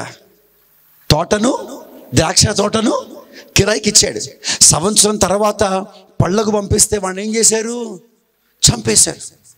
యజమానుడు దయాదాక్షిణ్యం గలవాడు కనుక ఇంకొక దాసుని పంపించాడు, వాడిని కూడా చంపేశారు. ఇంకా గతంతరం లేక తన కుమారుని పంపిస్తే వాళ్ళు అనుకుంటున్నారు ఇతన్ని కూడా చంపేస్తే పొలం మాకు సొంతం అయిపోతుందని అతన్ని కూడా చంపేశారంట.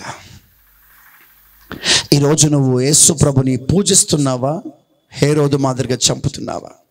ఎవరు పూజించేవారు? విశ్వాసం, సాక్ష్యం, దేవుని చిత్తము చేయువారే ఆయనను పూజిస్తున్నారు. మనస్తత్వాలు మారకుండా, మనస్సు మారకుండా, స్వభావం మారకుండా, క్యారెక్టర్ మారకుండా నువ్వెన్ని పండుగలు చేసినా, ఎంత పెద్దగా పండుగ ఆచరించినా హేరోదు మనస్సు కలవాడివే. అందుకే ఈ రాత్రి ఈ మొదటి సందేశం యొక్క సారాంశం ఇదే: ఆయనను పూజించు, ఆయనను చంపకు. చెప్పండి, ఆయనను పూజించు, ఆయనను. వ్యక్తిత్వం మారకపోతే ఆయన చంపినట్లే, స్వభావం మారకపోతే చంపినట్లే, అలవాట్లు మారకపోతే ఆయన చంపినట్లే. ఈరోజు మనం హేరోదు వలె ఉండొద్దు. మనం ఎవరి మాదిరిగా ఉండాలి? జ్ఞానుల మాదిరిగా ఉండాలి. ఎవరి మాదిరిగా ఉండాలి? జ్ఞానులు బహుమానాలు ఇచ్చారు, హేరోదు ఆయనను చంపచూచాడు. అందుకే వారు జ్ఞానులయ్యారు, వీరు మూర్ఖుడు అయిపోయాడు. వాళ్ళు ఎవరైపోయారమ్మా? జ్ఞానులు అయిపోయారు, ఈయన ఏమైపోయాడు? మూర్ఖుడు. జీవితం మారకపోతే మనం మూర్ఖులమే, వ్యక్తిత్వాలు మారకపోతే మనం మూర్ఖులమే, స్వభావాలు మారకపోతే మనం మూర్ఖులమే. ఇకనైనా ప్రభు ఆశించిన మార్పులోనికి మనము రావాలి. ఈ సంవత్సరం క్రిస్మస్ ఒక నూతన విధానములోనికి మార్చబడాలి. ఆమేన్ చెప్పండి. ఒక్కసారి అలాగే లేచి నిలబడదామా? ఒక్కసారి అలాగే లేచి నిలబడి ఉండండి.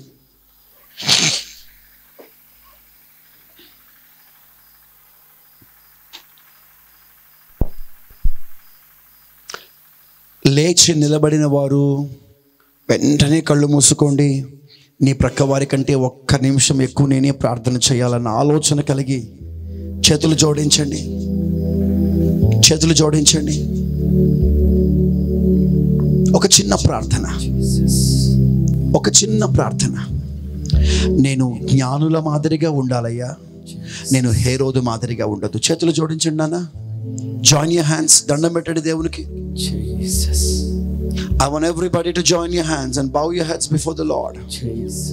తలలు వంచి దేవుని సముఖంలో చేతులు జోడించి ఒక చిన్న విషయాన్ని జ్ఞాపకం చేసుకోండి. ప్రభువా, నిన్ను నేను చంపకూడదయ్యా, నిన్ను నేను పూజించాలి. చెప్తావా బిడ్డ? మనస్సులో నుండి ప్రభుతో మాట్లాడు, హృదయంలో నుండి ప్రభుతో మాట్లాడు. సంవత్సరాలు దాటిపోతున్నాయి, కాలములు దాటిపోతున్నాయి, వయస్సు దాటిపోతుంది,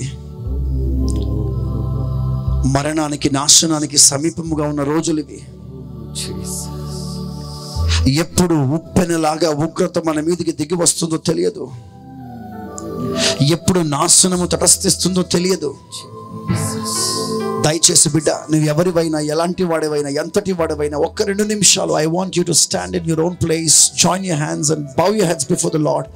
నీ చేతులు జోడించు, తలదించి ఒక చిన్న ప్రార్థన చేయి. ప్రభా, నిన్ను ఘనపరిచే విశ్వాసాన్ని నేను కలిగి ఉండాలి, నిన్ను ఘనపరిచే సాక్ష్యాన్ని కలిగి ఉండాలి, నిన్ను ఘనపరిచే నీ చిత్తమును చేసే మనస్సును కలిగి ఉండాలి. హేరోదు మనసు నాకొద్దయ్యా.